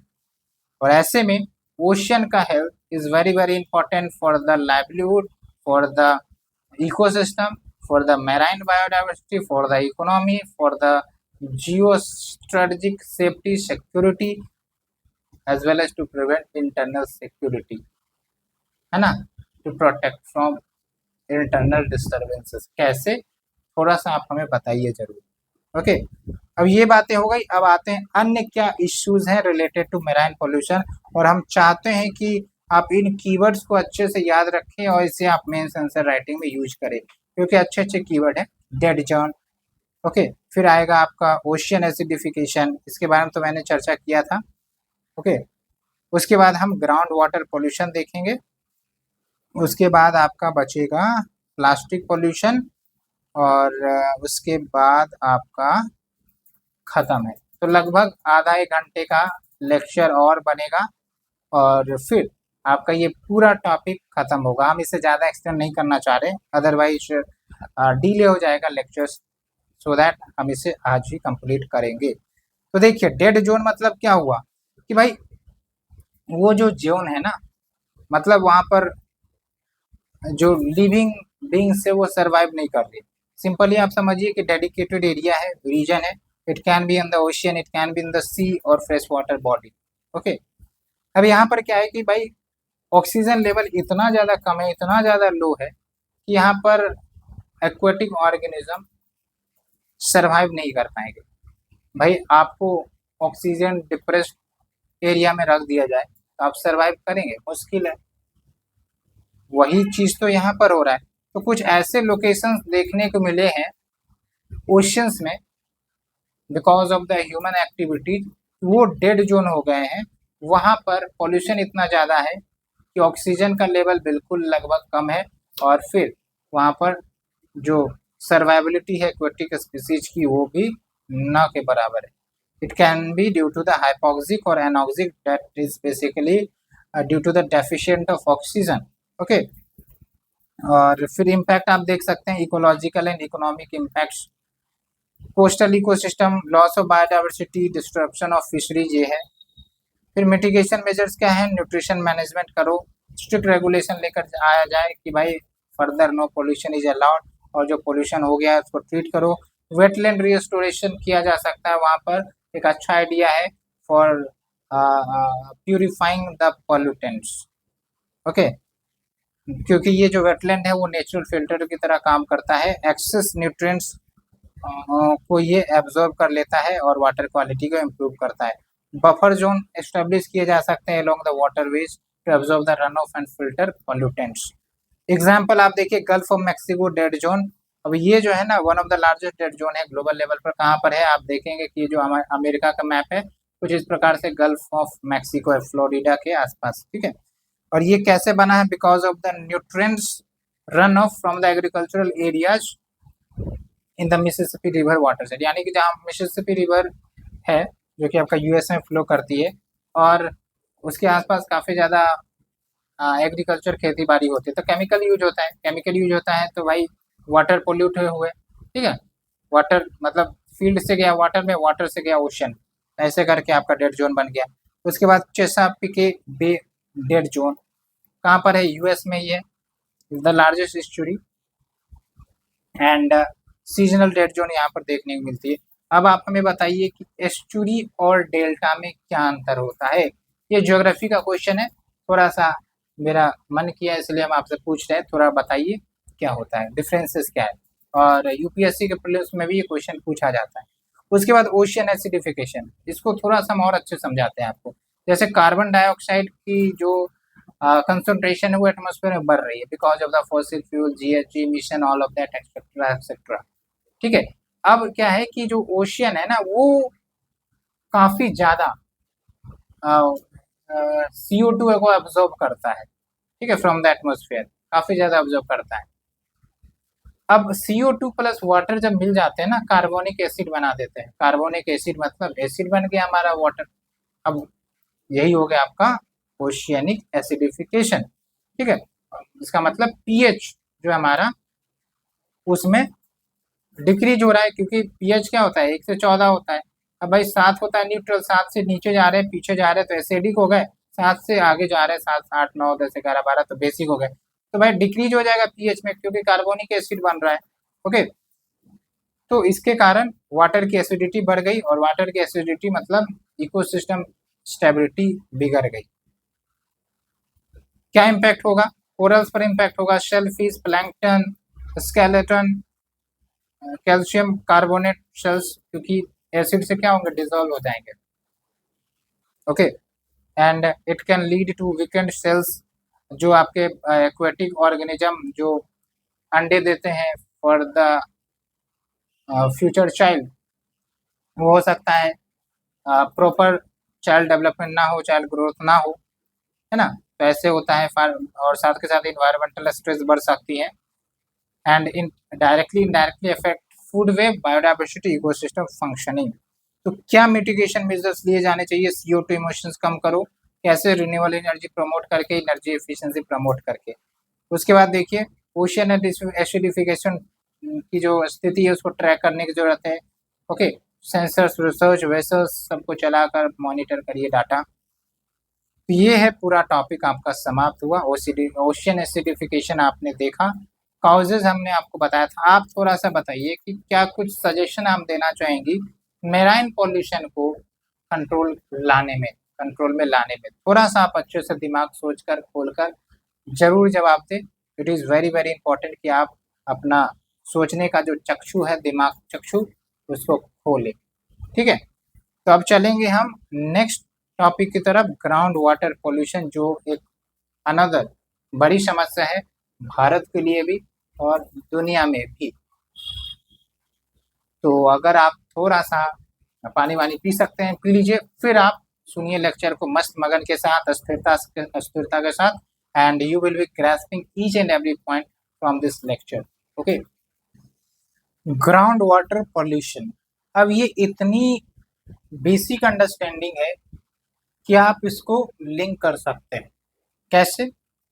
भाई आप तो पानी पीते ही हैं, पानी कहाँ से आता है? आप जो पी रहे हैं कहाँ से आता है? थोड़ा सा रिकॉल करें। तो या तो ग्राउंड वाटर से आएगा, आपके घर में मोटर लगा हुआ होगा, धरती के से पानी निकल कर आपको सप्लाई मिल रहा होगा, या फिर कैनाल से, यानी कि जो रिवर से उसके वाटर स्टोर किए जाते हैं, फिर उसको फिल्टर किया जाता है, आपके घर तक पहुंचाया जाता है। मेनली ये उन जगहों में होती हैं जहाँ पर ग्राउंड वाटर अवेलेबिलिटी बहुत ही कम होती है, तो वाटर को स्टोर करके फिल्टर करके फिर आपको पानी पहुंचाया जाता है। ये 2 चीज़ें हैं, ठीक है। अब ग्लेशियर को उठाकर तो आप पानी ना पी रहे हैं, तो ग्लेशियर तो अंटार्कटिका और आर्कटिक में है, ठीक है। तो ये मेनली ये 2 सोर्सेस होते हैं। अब आप समझिए कि ग्राउंड वाटर पॉल्यूशन कैसे होगा। तो जो ग्राउंड वाटर में पानी जा रही है वो कैसे जा रहा है आपका? एक तो ये कि भाई बरसात हुई और फिर ज़मीन पर पानी आया और फिर वो फ़िल्टर होके नीचे अपना रिज़र्वोयर में चला गया। अब लेट्स से कि ये जो ज़मीन थी यहाँ पर पूरा कचरा, केमिकल्स, एग्रीकल्चरल फर्टिलाइज़र, पेस्टिसाइड मौजूद था भर-भर। तो क्या होता है? होता ये है कि जो सॉइल हमारा है ना, वो एक प्रकार से पोरस होता है। तो उसके कारण पानी पड़ी, बाढ़ आ गया, धीरे-धीरे केमिकल्स भी अंदर मिक्स हो जाते हैं, वाटर के साथ मिक्स होके ग्राउंड वाटर में चले जाएँगे और फिर हो गया आपका वाटर पॉल्यूशन। ये तो हो गया ग्राउंड वाटर का, सरफेस वाटर का तो हमने बता ही दिया, ठीक है। अब क्या है, मेटालिक पॉल्यूशन भी हो सकते हैं, कुछ हैवी मेटल्स जो है वाटर के साथ मिक्स हो जाते हैं और फिर वो वाटर को पॉल्यूट कर दिए और फिर आप देखेंगे आर्सेनिक कंटेमिनेशन हो गया, है ना? ये सभी समस्याएं हैं। तो extent of ground water contamination थोड़ा सा देखिए, इंडिया के लेवल पर हम बात कर रहे हैं। एक तो आर्सेनिक हो गया, कहाँ समस्या है, विकराल वेस्ट बंगाल। थोड़ा सा मैप आप देखते रहिए, ये थोड़ा हम मैप आपके लिए बना देते हैं और आपको ऑब्जर्व करना है कि कहाँ पर है। थोड़ा सा मैप, एक सेकेंड, हाँ, ठीक है। अब आपको चीज़ें थोड़ा सा समझ में आ रहा होगा। अब आप देखिए वेस्ट बंगाल कहाँ है, इस साइड हो गया, बिहार इस साइड हो गया, छत्तीसगढ़ यहाँ पर हो गया, असम इधर हो गया, उसके बाद उत्तर प्रदेश। तो यानी कि जो आपका मोस्टली नॉर्थ ईस्टर्न रीजन है ना, वहाँ पर आपका आर्सेनिक कंटेमिनेशन है, ऐसे आप ध्यान रखिए। फिर फ्लोराइड देखिए तो आंध्र प्रदेश, बिहार, गुजरात, हरियाणा, कर्नाटका, केरला, मध्य प्रदेश, महाराष्ट्र, उड़ीसा। तो आपका जो ये वेस्टर्न साइड है ना, नॉर्थ वेस्टर्न या फिर सदर्न पार्ट्स भी, ये आपका फ्लोराइड के कारण आ जाता है। आयरन, यानी कि आयरन की मात्रा ज़्यादा हो जाती है वाटर में। वेस्ट बंगाल, उड़ीसा, छत्तीसगढ़ और भी ये आप देख सकते हैं। बस ओवरऑल नज़र रखनी है कि हाँ ये सब समस्याएं। तो आप देख सकते हैं एक और इम्पोर्टेंट बात कि भाई डिफरेंट रीजन डिफरेंट समस्याएं। अब इस वाले रीजन में आर्सेनिक कंटेमिनेशन ज़्यादा है, तो अब यहाँ पर आर्सेनिक को डील करने के लिए ट्रीटमेंट निकालेंगे, ना कि हम अदर पॉल्यूटेंट्स को, क्योंकि वही तो होता है, based on the need we are taking it, one side doesn't fits for all. Okay, फिर आयरन हो गया, यूरेनियम देखिए 16 states in north western, southern and south eastern India, यहाँ पर खासकर राजस्थान और आंध्र प्रदेश में देखें तो यूरेनियम कंटेमिनेशन मिल जाते हैं वाटर में। बताइए भाई, यूरेनियम रेडियो एक्टिव सब्सटेंस पेट के अंदर जाएगा तो क्या हाल होगा, है ना। फिर आप देखिए नाइट्रेट पॉल्यूशन, ये भी है। तो आप यहाँ पर कुछ स्टेट्स के नाम ध्यान में रख सकते हैं और एज अ रेफरेंस आप दे सकते हैं, ठीक है। अब कुछ फैक्ट्स देखिए, ग्राउंड वाटर रिचार्ज, जो total annual ground water recharge होता है, यानी कि एक साल में जो हमारा ग्राउंड एक्वाफायर है, वो जो रिचार्ज होता है 437.60 बिलियन क्यूबिक मीटर्स, यानी कि इतना पानी ग्राउंड वाटर के रूप में अंदर जाती है, रिचार्ज होती है। जल शक्ति मिनिस्ट्री का रिपोर्ट है। और एक्सट्रैक्शन की बात करें तो ईयरली बेसिस पे 239.16 बिलियन क्यूबिक मीटर्स एक्सट्रैक्ट होता है, यानी कि हम लोग पानी निकालते हैं। ओके, तो अभी फिलहाल अच्छा खासा मतलब उतना ज़्यादा हम एक्सट्रैक्ट नहीं कर रहे हैं, लेकिन भविष्य में इसकी डिमांड तो बढ़ेगी पॉपुलेशन बढ़ने के कारण, ठीक है। लेकिन आप समझिए कि ये जो हम एक्सट्रैक्ट कर रहे हैं ना, मेजोरिटी हमारा पानी कहाँ जा रहा है, इरिगेशन में। मेजोरिटी अप्रोक्स अगर हम कह दें तो 90% के अप्रोक्स जो है वो इरिगेशन में जा रहा है, ना कि ड्रिंकिंग वाटर या फिर इंडस्ट्रियल पर्पस के लिए, ठीक है। तो ये प्लेन सा क्वेश्चन आ चुका है, इसलिए मैं आपको ये थोड़ा सा डिटेल बता रहा हूँ। तो इसका मतलब क्या है कि भाई इरिगेशन एक मेजर फैक्टर्स हो गया फॉर ग्राउंड वाटर एक्सप्लॉयटेशन या एक्सट्रैक्शन का। क्या ये स्टेटमेंट सही है? तो हाँ, ये प्रीलिम्स में आएगा, तो आपको सही मार्क के आना है। Causes of ground water contamination, natural sources जैसे आपका वो जो सॉइल सब में मिक्स रहता है, metals, non metals, chloride, fluoride, sulphate, iron, manganese, arsenic सब मिल जाते हैं और फिर ग्राउंड वाटर में मिक्स हो जाते हैं, और जब इसको हम एक्सट्रैक्ट करते हैं तो फिर ये सब भी साथ में आता है। ओके, इसलिए तो आप देखते हैं कि इन सब जगहों पर आर्सेनिक की समस्या ज़्यादा है, साथ खासकर नॉर्थ ईस्टर्न रीजन में। फिर एग्रीकल्चर से आ सकता है, जो आपका रेसिडुअल नाइट्रोजन है फ्रॉम द फार्म वो मिक्स होकर ग्राउंड वाटर में चला गया, नाइट्रेट लेवल बढ़ा देता है। फिर इंडस्ट्रियल वेस्ट हो गया, म्यूनिसिपल वेस्ट हो गया, लाइक लैंडफिल्स। अब क्या है, कूड़े का पहाड़ आप देखते हैं न्यूज में काफी ज्यादा कॉमन रहता है दिल्ली में, तो भाई कूड़े का पहाड़ इतना बड़ा हो गया वो पहाड़ जैसा लगता है। हमने तो एक बार देखा था, आई थिंक, हाँ देखा ही था। बाप रे, ऐसा लग रहा है कि भाई आ, अच्छा खासा उसका हाइट हो गया था। तो आप समझिए कि बरसात के समय में क्या होगा कि जब बरसात होगी तो इस कूड़े वाले पहाड़ पर बरसात होगी, साथ के साथ हीट भी होगा सनलाइट के कारण, तो भाई केमिकल्स रिलीज होते हैं, काफी ज्यादा हार्मफुल केमिकल्स रिलीज होते हैं। And when it gets release तो फिर ये मिक्स हो जाते हैं वाटर के साथ और फिर स्विप कर जाते हैं ग्राउंड वाटर में या फिर रिवर्स में, जहां जहां भी इनको मिक्स होने का सोर्स मिलेगा वहां पर स्विप कर जाते हैं। ठीक है, तो ऐसे में आपका ग्राउंड वाटर पॉल्यूशन हो जाता है। Septic tanks, uncontrolled human and animal waste disposal, okay, leaking sewage line, इससे भी कंटेमिनेट हो जाते हैं ग्राउंड वाटर। तो ये सब कुछ फैक्टर है। उसके बाद आप देखिए अनकंट्रोल्ड ग्राउंड वाटर एक्सट्रैक्शन, तो इससे तो ओवर एक्सप्लॉयटेशन होता है। ओवर एक्सप्लॉयटेशन होने के कारण क्या हो रहा है, और ये क्यों किया जाता है, इरिगेशन के कारण। Okay, like Punjab and Haryana में, क्योंकि वहां पर जो क्रॉप्स उगाए जाते हैं क्लाइमेटिकली फेवरेबल नहीं है, लेकिन चूंकि वाटर की अवेलेबिलिटी है तो इतना ज्यादा वाटर का एक्सट्रैक्शन किया है कि अब जो है वो लैंड जो है ना वो सलाइन हो गया, लैंड सलाइन हो गया, तो फिर उसकी फर्टिलिटी लॉस हो रही है।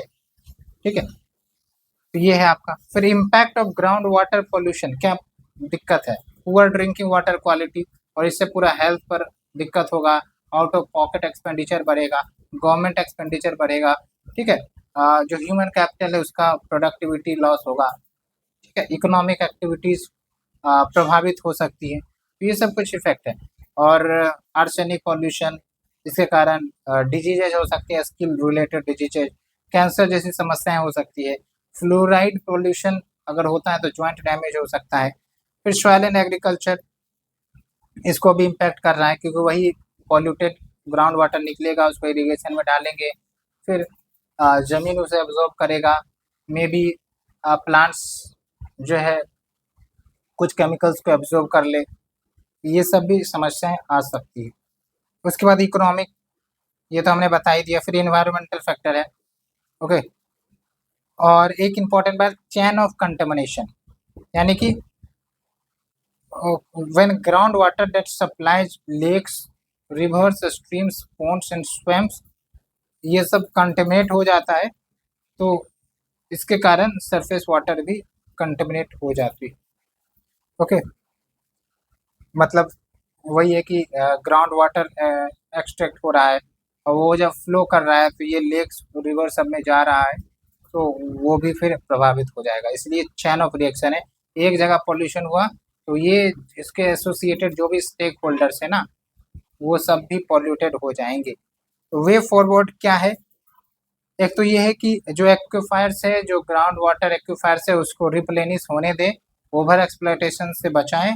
और ओवर एक्सप्लॉयटेशन बचाने से दो बेनिफिट होगा, एक तो हमारा वाटर क्वालिटी तो मेंटेन होगी, दूसरी बात ये है कि हम फ्यूचर जनरेशन को एक गुड हेल्थ वाला एक्वेटिक रिजर्वेयर दे सकेंगे, ग्राउंड वाटर एक्विफायर्स दे सकेंगे।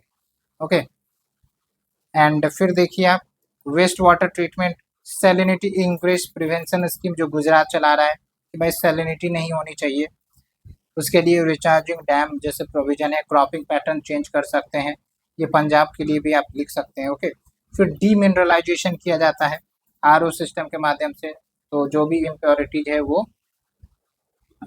हटाई जाती है। उसके बाद देखिए पॉल्यूशन कंट्रोल लॉज भी लागू है, और एक एक इम्पॉर्टेंट है आपका national project on aquifer management. क्या ऑब्जेक्टिव है, equitable, safe and sustainable management of India's ground water resources via resource mapping की कहाँ कहाँ पर ग्राउंड वाटर रिसोर्सेस है, कहाँ पर कमी है, वो सब मैप तो होगा ही। तो उसको यूटिलाइज करेंगे, उसके बाद उसको इफेक्टिवली मॉनिटर करेंगे वाया गवर्नेंस। ओके, उसके बाद कंजर्वेशन एंड डेवलपमेंट एक्टिविटीज, दोनों को इंटरलिंक करने की जरूरत है। तो एक तरफ हम वाटर एक्सट्रैक्शन कर रहे हैं, लेकिन दूसरी तरफ हमें वाटर मैनेजमेंट भी करना पड़ेगा, क्योंकि वाटर एक्सट्रैक्शन हो रहा है, लेकिन अगर एक्सट्रैक्शन सिर्फ बर्बादी कर रही है, पानी का एक्सेस ओवर यूज हो रहा है, जैसे एग्रीकल्चर फील्ड में जरूरत है 2 लीटर की, 4 लीटर 6 लीटर डाले जाते हैं, एक्सेसिव हो गया, कोई जरूरत नहीं थी, फिर भी बिकॉज ऑफ द अनअवेयरनेस, तो इससे वाटर एक्सप्लॉयटेशन बढ़ेगा। तो हमें वाटर एक्सप्लॉयटेशन नहीं करना है, हमें वाटर मैनेजमेंट करना है, क्योंकि एज गांधी जी टोल्ड कि भाई सबके ज़रूरत के लिए तो सब कुछ उपलब्ध हो जाएगा, लेकिन अगर ज़रूरत जब लालच में कन्वर्ट हो जाती है तो फिर रिसोर्सेज का अभाव हो जाता है। तो आप यहाँ पर उस कोड को भी जोड़ सकते हैं। ठीक है, अब यहाँ तक हमने डिस्कस किया। अब जो हमारा अगला टॉपिक है प्लास्टिक पॉल्यूशन का है, उसके बाद आपका खत्म हो जाएगा ये पूरा टॉपिक। ठीक है, तो लगभग आधा घंटा का लेक्चर और हो सकता है। तो अब यहाँ तक आपने सुना है, तो I request you please complete करके जाएं, आधा अधूरा नहीं। ओके, और अगर वीडियो पसंद आ रही है, लाइक शेयर सब्सक्राइब करना बिल्कुल ना भूलें, हम ऐसे ही आपकी मदद करते रहेंगे। तो चलिए प्लास्टिक पॉल्यूशन पर डिस्कशन करते हैं। प्लास्टिक पॉल्यूशन काफी विकराल समस्या बन गई है। जो पॉल्यूशन है ना, उसमें एक तो प्लास्टिक पॉल्यूशन हो गया, दूसरा एयर पॉल्यूशन हो गया, तीसरा वाटर पॉल्यूशन हो गया। तो ये जो ट्रायो इश्यू है, ये काफी ज्यादा क्लाइमेट को प्रभावित, मतलब जो इन्वायरमेंट है उसको प्रभावित कर रही है। एयर पॉल्यूशन तो चलिए क्लाइमेट को प्रभावित कर रही है, जो आपके वाटर है एज वेल एज जो प्लास्टिक है, वो लैंड हो वाटर हो, एक दूसरे को प्रभावित कर रही है। ठीक है, और ये ऐसी चीज है कि आप अपने रोजमर्रा के जीवन में भी देखते हैं, कुछ प्रोडक्ट लाना हो, प्लास्टिक बैग लेकर चले गए, या फिर कोई प्रोडक्ट दुकानदार दे रहा है तो भाई प्लास्टिक बैग में दे रहा है। तो मतलब it's like become a part and parcel of everyday activities. Okay, अब जिन्होंने इन्वेंट किया था उन्होंने सोचा भी नहीं होगा कि इतनी विकराल समस्या बन सकती है। उन्होंने तो सोचा होगा कि चलो ह्यूमैनिटी को मदद मिलेगी, लेकिन एक्चुअली में आज देखिए वही डिस्कवरी एक चैलेंज के रूप में निकल कर आ रहा है। तो चाहे आपका ओशियन बॉडीज में प्लास्टिक की समस्या दिख रही है, रिवर्स में प्लास्टिक की समस्या दिख रही है, टूरिस्ट प्लेसेस जहां आप जाते हैं वहां पर दिख रही है। तो natural environment is now contaminated with the plastic pollution. Okay, और दिन ब दिन जो प्लास्टिक का यूज है ना, वो बढ़ता ही जा रहा है। एक डाटा देखिए आप, according to the United Nation environment programme UNEP, out of 9.2 billion ton of plastic manufactured from 1950 to 2017, उसमें से 7 बिलियन टन्स वो वेस्ट के रूप में निकल कर आए हैं एज इन लैंडफिल्स, या फिर उसको डंप कर दिया गया, यानी कि उसकी रिसाइकलिंग ट्रीटमेंट नहीं हुई, उसको डंप कर दिया गया, ऐसे ही थ्रो कर दिया गया। अब ये हमेशा थ्रो ही रहेंगे और फिर लैंड को वाटर को कंटेमिनेट करते रहेंगे। ठीक है, और अगर यही ट्रेंड चलता रहा, कोई एक्शन नहीं लिया गया, तो प्रोजेक्शन यह भी बताता है कि 2050 आते आते there could be more plastic than fish in the ocean. यहाँ तक हमारी ह्यूमन क्रेजीनेस पहुंच गई है। ओके, एक और डाटा देखिए आप, ये डाटा इसलिए डिस्कस कर रहे हैं क्योंकि मेंस आंसर राइटिंग में सिर्फ हवाबाजी नहीं चलेगी कि भाई आप पॉइंटर लिख दिए without any substantiation with the fact. भाई फैक्ट्स डालने पड़ेंगे, तभी तो आपका जो पॉइंट है वो मजबूत होगा। ओके, तो according to the OECD, only 15% of the global plastic waste वो कलेक्ट होते हैं रिसाइकलिंग के लिए, ओनली 15%। तो आप इसको ऐसे भी लिख सकते हैं कि भाई 85% of the global plastic waste is not recycle, है ना, बड़ा सा लगेगा भाई 85%। ऐसे करके आप डाटा को ट्विस्ट करके अपने आंसर का इंप्रेशन बना सकते हैं। फैक्ट वाइज देखें तो एक तो प्लास्टिक डिमांड, इंडिया का जो प्लास्टिक डिमांड है लगभग 20.89 मिलियन टन 2021-22 में था, और ये 2023 जो कि समाप्त हो ही चुका है, अब इसको थोड़ा सा अपडेट कर लेंगे, 22 मिलियन टन प्रोजेक्ट किया गया है। तो अभी इसको आप थोड़ा अपडेट कर ले, 2024 या 25 तक का कोई टारगेट हो तो आप देख लें।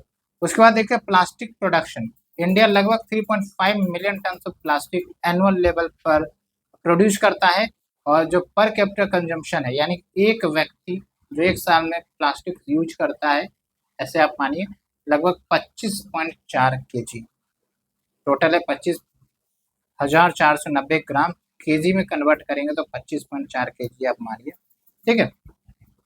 उसके बाद प्लास्टिक वेस्ट जनरेशन के मामले में इंडिया का नंबर 94th है, ये भी आप आंसर में लिख सकते हैं, कोई दिक्कत नहीं है। उसके बाद रिसाइकलिंग की क्या स्थिति है, इंडियन गवर्नमेंट का दावा है कि जो भी प्लास्टिक वेस्ट जनरेट होते हैं उसका 60% हम रिसाइकलिंग करते हैं, लेकिन क्या सच में रिसाइकलिंग 60% होता है या फिर एग्जेजरेटेड डाटा है? थोड़ा सा आप हमें कमेंट में बताइए, आप अपने आसपास की स्थिति में क्या देखते हैं, ये थोड़ा सा आप ऑब्जर्व करिए, फिर आप हमें बताइए। उसके बाद देखिए 2022 में जो यूनियन गवर्नमेंट है उन्होंने सिंगल यूज प्लास्टिक बैन किया था, ओके। और इससे हुआ ये कि लगभग 43% ऑफ द प्लास्टिक वेस्ट जो सिंगल यूज प्लास्टिक से जनरेट होते थे, तो कहीं ना कहीं उसमें कमी आएगी। उसके बाद प्लास्टिक वेस्ट मैनेजमेंट रूल 2016 तो है ही है, that talks about dealing with the plastic waste, extended producer responsibility, क्या है ईपीआर, इन सब के बारे में हम चर्चा करेंगे, तो आप चिंता ना करें। सबसे पहले हम देखते हैं काउजेज ऑफ प्लास्टिक पोल्यूशन। ये सब सिंपल फैक्टर्स है, तो ज़्यादा एक्सप्लेन करने का जरूरत नहीं है, आप बस सुनते रहिए, कीवर्ड याद रखिए, यही काम देगा। एक तो लैंड बेस्ड सोर्सेस है, शेवर ओवरफ्लो, बाई शेवर में प्लास्टिक कचरा सब जाके फंस रहा है, मिक्स हो जा रहा है, और वही फिर रिवर ओशन में जाता है। फिर आप देखिए inadequate waste disposal and management, poor waste management practices, जहाँ मन तहाँ प्लास्टिक को हम फेंक दे रहे हैं, टूरिस्ट प्लेस जा रहा है फेंक दे रहे हैं, बाहर जा रहे हैं फेंक दे रहे हैं, ठीक है, उसको एक जगह कलेक्ट नहीं कर रहे हैं, एक जगह उसको हम डिस्ट्रीब्यूटर को सौंप नहीं रहे हैं, रिसाइकल वाला पॉलिसी नहीं अपना रहे हैं। उसके बाद इंडस्ट्रियल एक्टिविटीज, यहाँ पर तो वही है कि इम्प्रॉपर डिस्पोजल प्रैक्टिसेस किया जाता है, ठीक है। अब आप समझिए है दूसरा आपका ओशन बेस्ड सोर्सेज, इसमें फिशिंग इंडस्ट्री हो गया, जैसे जो आपका फिशिंग गियर है जो खराब हो गया है, मछलियों को फंसाने के लिए इस्तेमाल किया जाता है, खराब हो गया तो पता चला उसको समुद्र में ही फेंक दिया, ठीक है, घूस्ट नेट कहते हैं। और इससे भी जो मैराइन बायोडाइवर्सिटी है वो प्रभावित होती है, कभी कभी इसी में फंस जाती है, मर जाती है, ठीक है। तो ह्यूमन के पागलपन से जो अदर लिविंग स्पीसीज है वो प्रभावित हो रही है।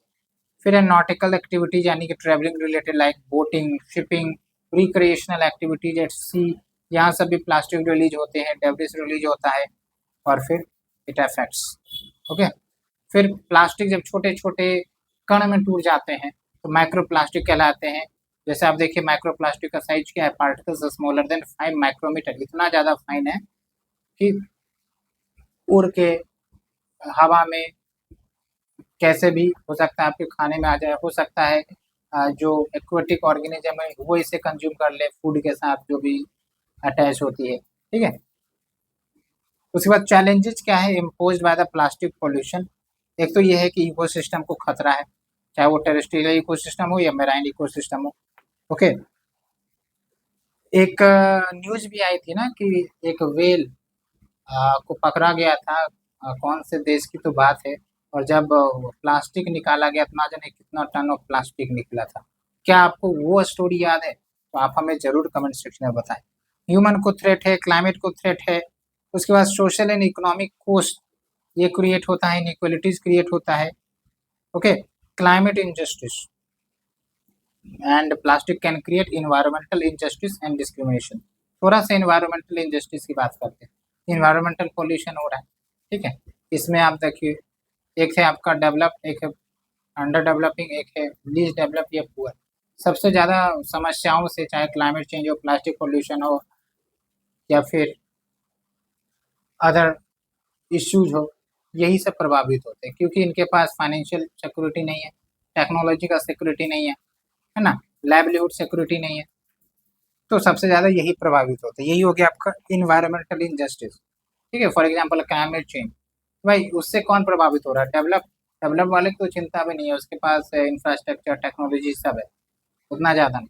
लेकिन भाई अब इंडिया जैसा देश है, क्लाइमेट चेंज के कारण हर साल डिजास्टर आ रहा है, फ्लड आ रहा है, ड्राउट आ जा रहा है, हमारा एग्रीकल्चर फार्मर्स नुकसान झेल रहा है ना। तो ये सब आपका क्या दिखाता है कि भाई इन्वायरमेंटल इनजस्टिस या इनइक्वलिटी। ओके, फिर आप देखिए bring plastic waste recycling model under the PPP mode. तो ये नीति आयोग का सजेशन है कि material recovery facility model adopt करने की जरूरत है, जो अर्बन प्लास्टिक वेस्ट यानी कि अर्बन एरिया में जो प्लास्टिक वेस्ट जनरेट होता है इसका सस्टेनेबल मैनेज करने के लिए, क्योंकि अच्छा खासा प्लास्टिक वेस्ट अर्बन एरिया से जनरेट होते हैं। ओके, अब एक क्वेश्चन का आंसर देना है कि क्या अर्बन एरिया ज्यादा प्लास्टिक वेस्ट जनरेट करता है या रूरल एरिया? थोड़ा सा लॉजिकली डीप में जाकर सोचें, उसके बाद आंसर करें। ये जो आपका MRF मॉडल होगा वो पब्लिक प्राइवेट पार्टनरशिप पर होगा, initially funded by the private players and then supported by the urban local bodies. उसके बाद यहाँ पर देखिए इसमें ये जो मॉडल है आपका marine recovery facility, material recovery facility, ये बेसिकली रेगुलेशंस रूल्स को कंप्लायंस करने की बात करता है, फॉलो करने की बात करता है, रिसोर्स को अच्छे से यूटिलाइज किया जाए, सोशल इंक्लूजन हो, और वेस्ट पिकर जो वेस्ट कलेक्ट करते हैं इनकी तो अपनी समस्या होती है, कितना गंदे में बेचारे जाके वेस्ट को पिकअप करते हैं, आप समझिए। तो इनको भी प्रोटेक्शन देने की ज़रूरत है। उसके बाद जो वेस्ट जनरेट होते हैं जहाँ पर जेनेसिस होता है वहीं पर सेग्रीगेशन कर ले, ताकि अगर ये रिसाइकलिंग यूनिट्स में जाएं, फैक्ट्री में जाएं, तो फिर वहाँ पर सेग्रीगेशन करना मुश्किल ना हो। ऐसे में पैसे की भी बचत होगी, एनर्जी की भी बचत होगी, और अच्छा क्वालिटी प्लास्टिक्स भी रिसाइकल होकर तैयार होगा, ठीक है। वे फॉरवर्ड क्या है? अवेयरनेस रेज करना है, अल्टरनेटिव्स लाइए, इको फ्रेंडली अल्टरनेटिव, जैसे जूट का बैग है लेकिन थोड़ा वहाँ पर कॉस्ट हो जाता है, ठीक है, या फिर डिकम्पोजेबल बैग्स यूज कर सकते हैं, ठीक है। अल्टरनेटिव इंडस्ट्रीज को इंसेंटिवाइज करें कि भाई चलो ठीक है, टैक्स रिबेट देंगे, इकोनॉमिक इंसेंटिव देंगे, प्रोडक्ट लिंक इंसेंटिव देंगे, आप कुछ इनोवेटिव प्रोडक्ट लाइए जो प्लास्टिक कैरी बैग की समस्या को खत्म कर दे, साथ के साथ कॉस्ट भी ज़्यादा ना बढ़ सके। उसके बाद बायोडिग्रेडेबल एंड एडिबल प्लास्टिक को एरिया को बढ़ाइए, लेकिन उसमें साथ साथ ये भी है कि भाई कॉस्ट को कम करना पड़ेगा। सिंगल यूज प्लास्टिक को वैसे तो बैन ही कर दिया गया है, लेकिन ग्लोबल लेवल पर एफर्ट किया जा सकता है बैन करने के लिए इसे। ओके, उसके बाद इम्पैक्ट असेसमेंट करना जो जरूरी है। इम्पैक्ट असेसमेंट कि भाई हमने ये सब नियम कानून पॉलिसी लेकर आए तो क्या वो इफेक्टिव रहा कि नहीं। इससे पहले के भी लेक्चर में हमने आपको बताया कि इम्पैक्ट असेसमेंट कितना जरूरी होता है। उसके साथ साथ इन्वायरमेंट एक्सटेंडेड प्रोड्यूसर रिस्पॉन्सिबिलिटी का जो कंसेप्ट है वो उसको और ज़्यादा मतलब फास्ट फॉरवर्ड करने की ज़रूरत है। क्या है एक्सटेंडेड प्रोड्यूसर रिस्पॉन्सिबिलिटी, थोड़ा इसके बारे में हम समझते हैं। देखिए एक कंपनी है, ठीक है, फॉर एग्जांपल प्लास्टिक बनाती है वो कंपनी, ओके, प्लास्टिक बनाई, अब वो डिस्ट्रीब्यूशन नेटवर्क में गया, अल्टीमेटली कंज्यूमर के पास गया, ठीक है। अब क्या है कि ये जो कंपनी है जिसने इस प्रोडक्ट प्लास्टिक को बनाई, अब कंज्यूमर तो इसे थ्रो कर देगा। तो एक्सटेंडेड प्रोडक्शन रिस्पॉन्सिबिलिटी के तहत क्या है कि इस प्रोड्यूसर कंपनी की जिम्मेदारी है कि जो कंज्यूमर के पास वो प्रोडक्ट गए जो बाद में उसे यूज नहीं करेंगे, थ्रो कर देंगे, वो उसको कलेक्शन सेंटर के पास दे दे या फिर अपने पास बुलाकर फिर उसको रीयूज कर ले, है ना। तो प्रोडक्ट गया फिर वापस आ गया, तो इससे क्या होगा, रिसाइकलिंग बढ़ेगी। उसके साथ साथ ये जो कंज्यूमर 50 बार नए नए प्लास्टिक प्रोडक्ट यूज करता है, वही प्रोडक्ट घूम फिर के इसके पास आ रहा है, घूम फिर के इसके पास आ रहा है, तो रिसाइकलिंग हो गया, रीयूज हो गया, है ना। तो ये है आपका एक्सटेंडेड प्रोडक्ट रिस्पॉन्सिबिलिटी। आप बहुत बार आजकल देखते हैं ना, जैसे मोबाइल कंपनीज है वो क्या करती है, पुराने मोबाइल्स आपसे मांगती है और बोलती है कि भाई साहब हम आपको एक्सचेंज करके इतने रुपये देंगे, आप हमें इसे दे सकते हैं। तो वो जब मोबाइल उसके पास जाता है तो उसके जो भी यूजफुल मटेरियल से वो निकाल कर वो यूज कर लेते हैं, उनको नए प्रोडक्ट बनाने में कॉस्ट भी कम लगेगा, नया मटेरियल एक्सट्रैक्ट करने की ज़रूरत नहीं, सेमीकंडक्टर चिप एक्सट्रैक्ट करने की ज़रूरत नहीं, पिछले वाले को ही मॉडिफाई करके वो प्रोडक्ट बना सकते हैं। यही आपका प्लास्टिक वाले में भी लागू होता है। ठीक है, उम्मीद करते हैं आपने इसको समझा अच्छे से। तो extended product responsibility through plastic waste management amendment rules याद रखना है आपको। इस रूल्स में आपका ईपीआर की बात की गई है। अब है OECD release an interim report जिसका टाइटल है towards eliminating plastic pollution by 2040। Okay, क्या कुछ की फाइंडिंग से आप ध्यान रखेंगे। एक तो माइक्रो प्लास्टिक रिलीज प्रोजेक्शन बताइए कि 2040 आते आते ये एंटिसिपेट किया जा रहा है, अनुमान लगाया जा रहा है कि जो माइक्रो प्लास्टिक है जो इन्वायरमेंट रिलीज होंगे वो 50% से ज़्यादा बढ़ जाएंगे कंपेयर टू द 2021। और अगर हम बात करें impact of global policy efforts, तो इसमें बोला गया कि अगर हम अर्ली और fast forward and coordinated global policy action लेते हैं, सब साथ मिलकर एक्शन लेते हैं, ठीक है, और सिर्फ 0.5% ऑफ ग्लोबल जीडीपी का खर्च करते हैं, तो काफ़ी ज़्यादा प्लास्टिक वेस्ट जनरेशन कोई होने से रोका जा सकता है। लगभग 25% तक कम किया जा सकता है, जो आपका एस्टिमेशन 2040 में किया गया है। ठीक है, ये कुछ फैक्ट है। फिर importance of reducing production and demand क्या है, वही है टैक्सेस रेगुलेशंस, ये सब टाइट करके हम डिमांड को कम कर सकते हैं। अब जैसे आप समझिए कि प्लास्टिक जो आपके पॉलीथीन है, लेट से उसका कॉस्ट कल बढ़ा के 10 रुपये कर दे और जूट बैग का दाम 8 रुपये है, तो क्या होगा, लोग जूट बैग खरीदेंगे, है ना। वही जूट बैग को 4 बार यूज करेंगे, अभी प्लास्टिक को 50 बार यूज करते हैं, नया नया प्लास्टिक आ जाता है, कॉस्ट अगर बढ़ गया तो फिर जूट बैग उसी को बार बार यूज करेंगे, घर में थैले बनाकर यूज करेंगे, ऐसा भी होता है। ओके, उसके बाद product design and recycling technique पर वर्क करने की जरूरत है, जो कॉस्ट को भी कंप्रोमाइज मतलब कॉस्ट को कम करे और क्वालिटी भी रहे। ये देखिए आप एक्सटेंडेड प्रोड्यूसर रिस्पॉन्सिबिलिटी, ये अब हमारा लगभग खत्म ही होने वाला है। उसके बाद हम रेडियो एक्टिव वेस्ट के बारे में बात करेंगे, जो उतना ज़्यादा महत्वपूर्ण नहीं है, फिर भी थोड़ा सा हम हाईलाइट कर लेंगे। ठीक है, तो एक्सटेंडेड प्रोड्यूसर रिस्पॉन्सिबिलिटी जो पॉलिसी फ्रेमवर्क जो प्रोड्यूसर्स को ये मैंडेट करता है कि फाइनेंशियल या फिर फिजिकल रिस्पॉन्सिबिलिटी लीजिए कि आपके जो प्रोडक्ट है जो मार्केट में गए वो वापस आपके पास आए या फिर डिस्पोज कर दिए जाए पोस्ट कंज्यूमर यूज, मतलब कंज्यूमर यूज करने के बाद या तो डिस्पोज कर दिया जाए, आपके पास आए, आप उसको ट्रांसफॉर्म करें, कुछ भी करें। ठीक है, तो जो कंसेप्ट है भारत में एक्सटेंडेड प्रोड्यूसर रिस्पॉन्सिबिलिटी का, वो पहली बार 2012 में आया था ई वेस्ट के लिए, बाद में उसको प्लास्टिक के लिए भी एक्सटेंड किया गया 2016 में। फिर ये जो प्लास्टिक वेस्ट मैनेजमेंट रूल्स 2016 है उसको अमेंड किया गया 2021 में भी, ये आपका EPW वाला कंसेप्ट है। ठीक है, कुछ गाइडलाइन दिए गए हैं कि प्लास्टिक्स को वेरियस कैटेगरी में क्लासीफाई करने की जरूरत है, लाइक रिजिड, फ्लेक्सिबल, मल्टीलेयर, ताकि फिल्ट्रेशन उसका अच्छे से किया जा सके, बेस्ड ऑन दैट जो भी उसके इस्तेमाल है प्रोडक्शन में वो किए जा सके। उसके बाद producer, importer and brand owners जो भी है required to register on the centralized online portal by CPCB। उसके बाद जो एक्सटेंडेड प्रोड्यूसर रिस्पॉन्सिबिलिटी की टारगेट है for the producer, importer, brand owners, उसको और ज़्यादा बढ़ाने की ज़रूरत है, 2023-24 तक 100% तक करने की ज़रूरत है, लेकिन मेरे ख्याल से ये अचीव नहीं हुआ है। ओके, फिर इन्फोर्समेंट मैकेनिज्म करवाइए, एनवायरमेंटल कंपनसेशंस कलेक्ट किए जा सकते हैं on this producer, importer, brand honours, अगर वो टारगेट मीट नहीं करते हैं। साथ के साथ पॉल्यूटर पे प्रिंसिपल, इसमें जो पॉल्यूटर्स होते हैं ना वो बेसिकली पे करेंगे कॉस्ट को, तो ये कंसेप्ट जो है पॉल्यूटर पे प्रिंसिपल का होता है। ठीक है, उसके बाद स्टेट पोल्यूशन कंट्रोल बोर्ड है, पोल्यूशन कंट्रोल कमिटीज है, ये इनको मैंडेट किया जाए कि आप एनुअल रिपोर्ट सबमिट करिए एक्सटेंडेड प्रोड्यूसर रिस्पॉन्सिबिलिटी कंप्लायंस पर, कि भाई कंप्लायंस हो भी रहा है या नहीं। यही है आपका रिव्यू वाला, रिव्यू काफ़ी महत्वपूर्ण होता है, अदरवाइज प्रोजेक्ट लगा रहे हैं, पैसे लगा रहे हैं, फंडिंग कर रहे हैं, लेकिन नेट आउटकम जीरो है, तो क्या फ़ायदा पैसे लगाने से। ठीक है, तो ये हमने टोटल जो प्लास्टिक पॉल्यूशन की समस्या है उसको देखा।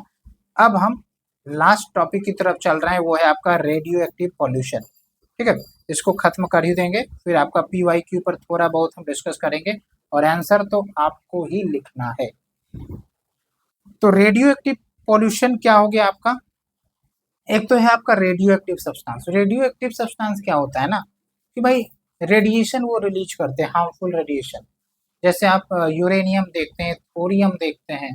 ठीक है, तो जब इसको आप ऐसे ही छोड़ देंगे इन्वायरमेंट में तो ये धीरे धीरे धीरे धीरे डिग्रेड होते रहते हैं, अपने आप अनस्टेबल होते हैं ना, इसलिए और हार्मफुल रेडिएशन रिलीज करते हैं। और अगर कोई मनुष्य या जानवर इनके रेडिएशन में आ जाता है तो मान के चलिए कि इवन डेथ भी हो सकती है, आपका स्किन बर्न भी हो सकता है, स्किन डैमेज भी हो सकता है, और काफ़ी ज़्यादा एनर्जी इसमें होती है। तभी तो छोटा सा uranium megawatt of energy produce कर सकता है।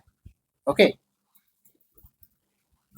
तो अब आप समझिए कि हम एनर्जी प्रोडक्शन करते हैं किससे? न्यूक्लियर मटेरियल से।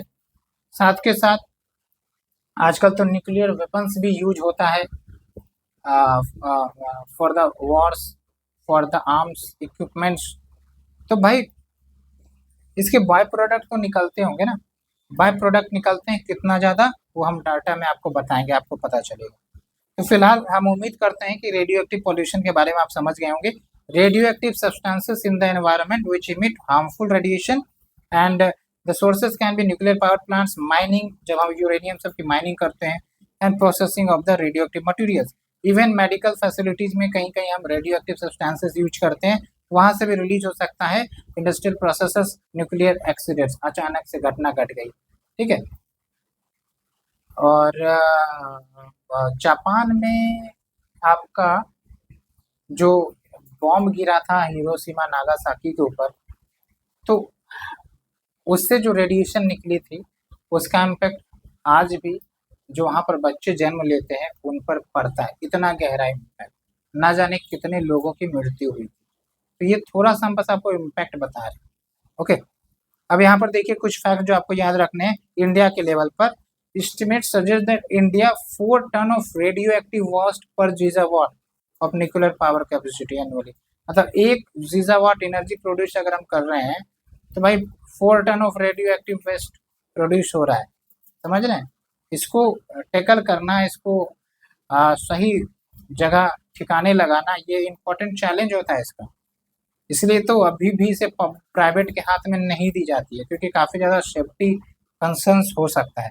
फिर टोटल वॉल्यूम की बात करें तो आप देखिए लगभग 22 ऑपरेशनल न्यूक्लियर पावर रिएक्टर्स हैं, कंबाइंड कैपेसिटी अराउंड 6780 मेगावाट, और इससे जो आपका total annual radioactive waste generation होता है लगभग 27,120 टन, इतना ज़्यादा। तो इसको ठिकाने लगाना एक महत्वपूर्ण चैलेंज होगा।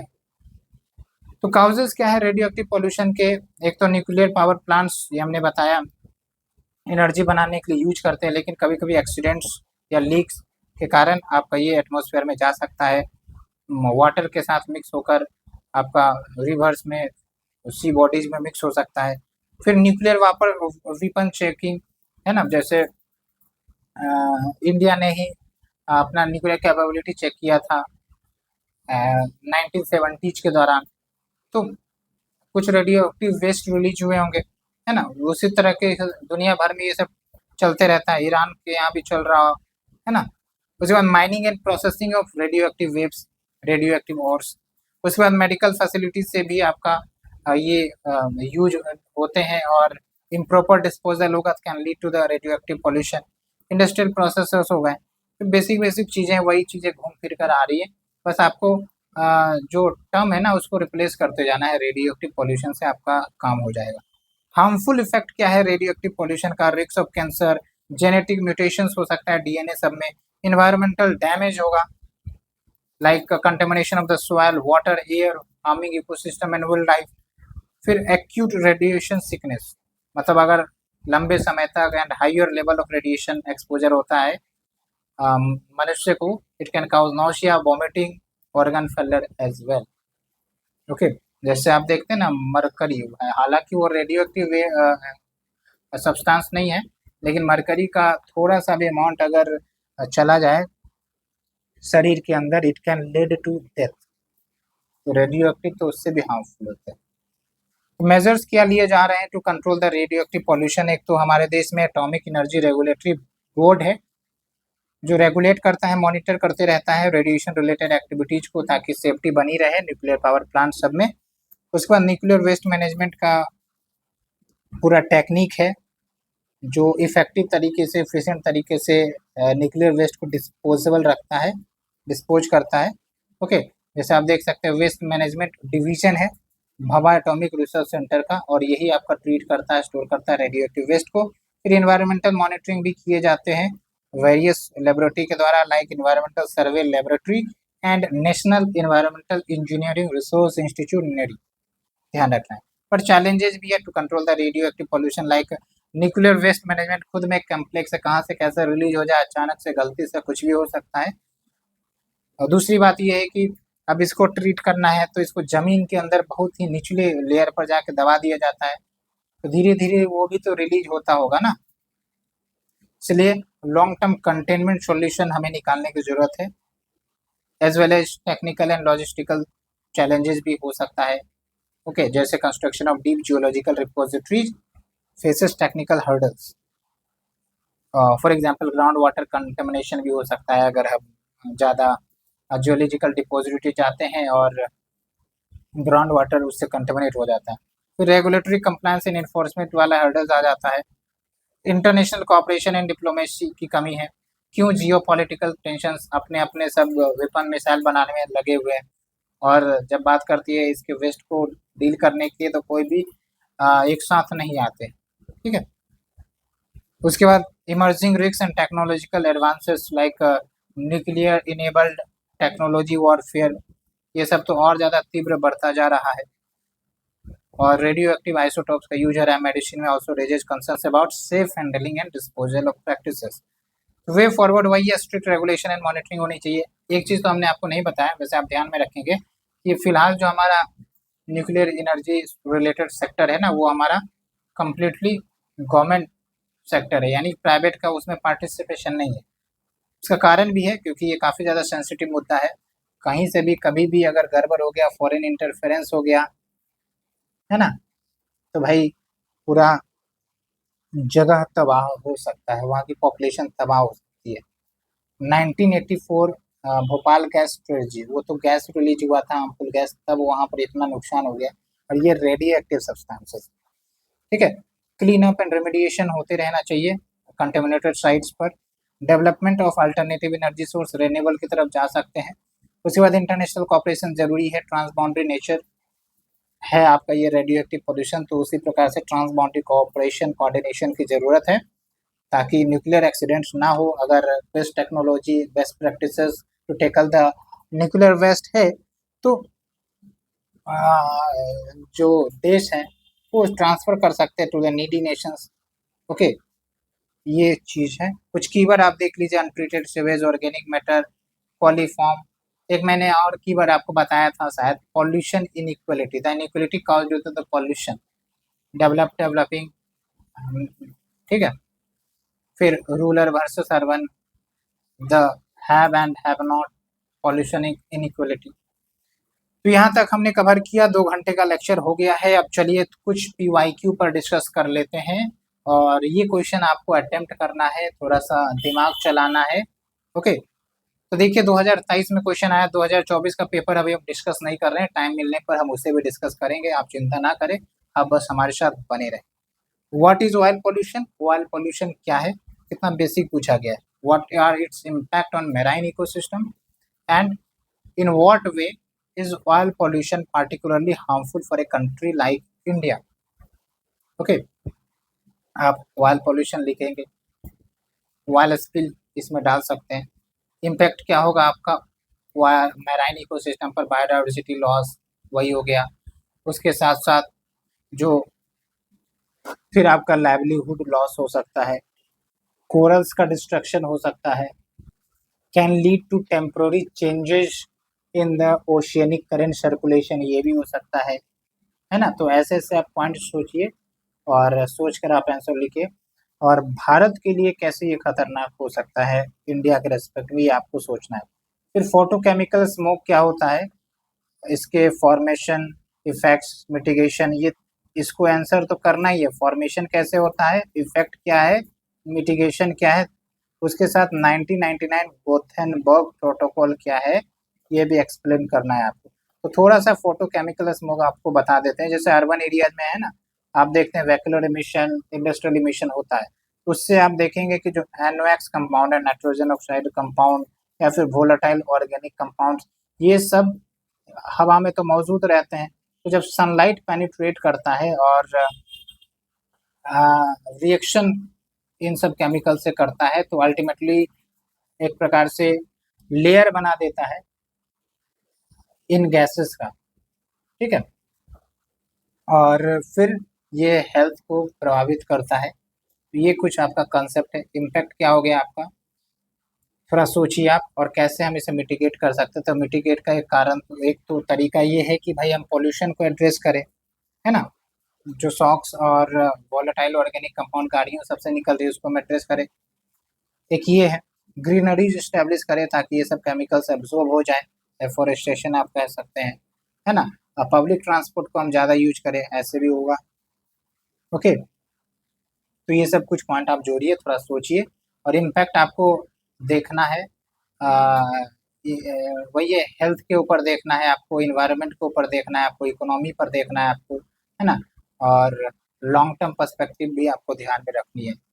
फिर आप देखिए, describe the key points of the revised global air quality guidelines, जो रिसेंटली रिलीज हुई by the WHO in 2021, and how it is different from the last that was in 2005, और what changes in India's national clean air programme are required to achieve this revised rates. तो ये factual question है, मैंने आपको already comparison करके बताया भी था।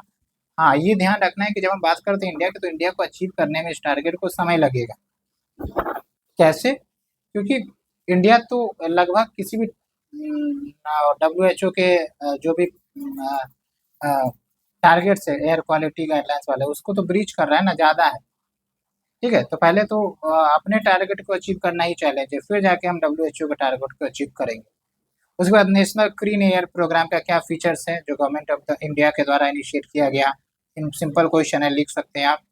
ओके, फिर आप देखिए, जो आपका सॉलिड वेस्ट रिलीज होता है इंडिया में, भारी मात्रा में आजकल तो रिलीज हो रही है, तो उसको डिस्पोज करने में क्या चैलेंजेस है, क्यों उसका डिस्पोजल नहीं हो पाता है, ये बताना है आपको।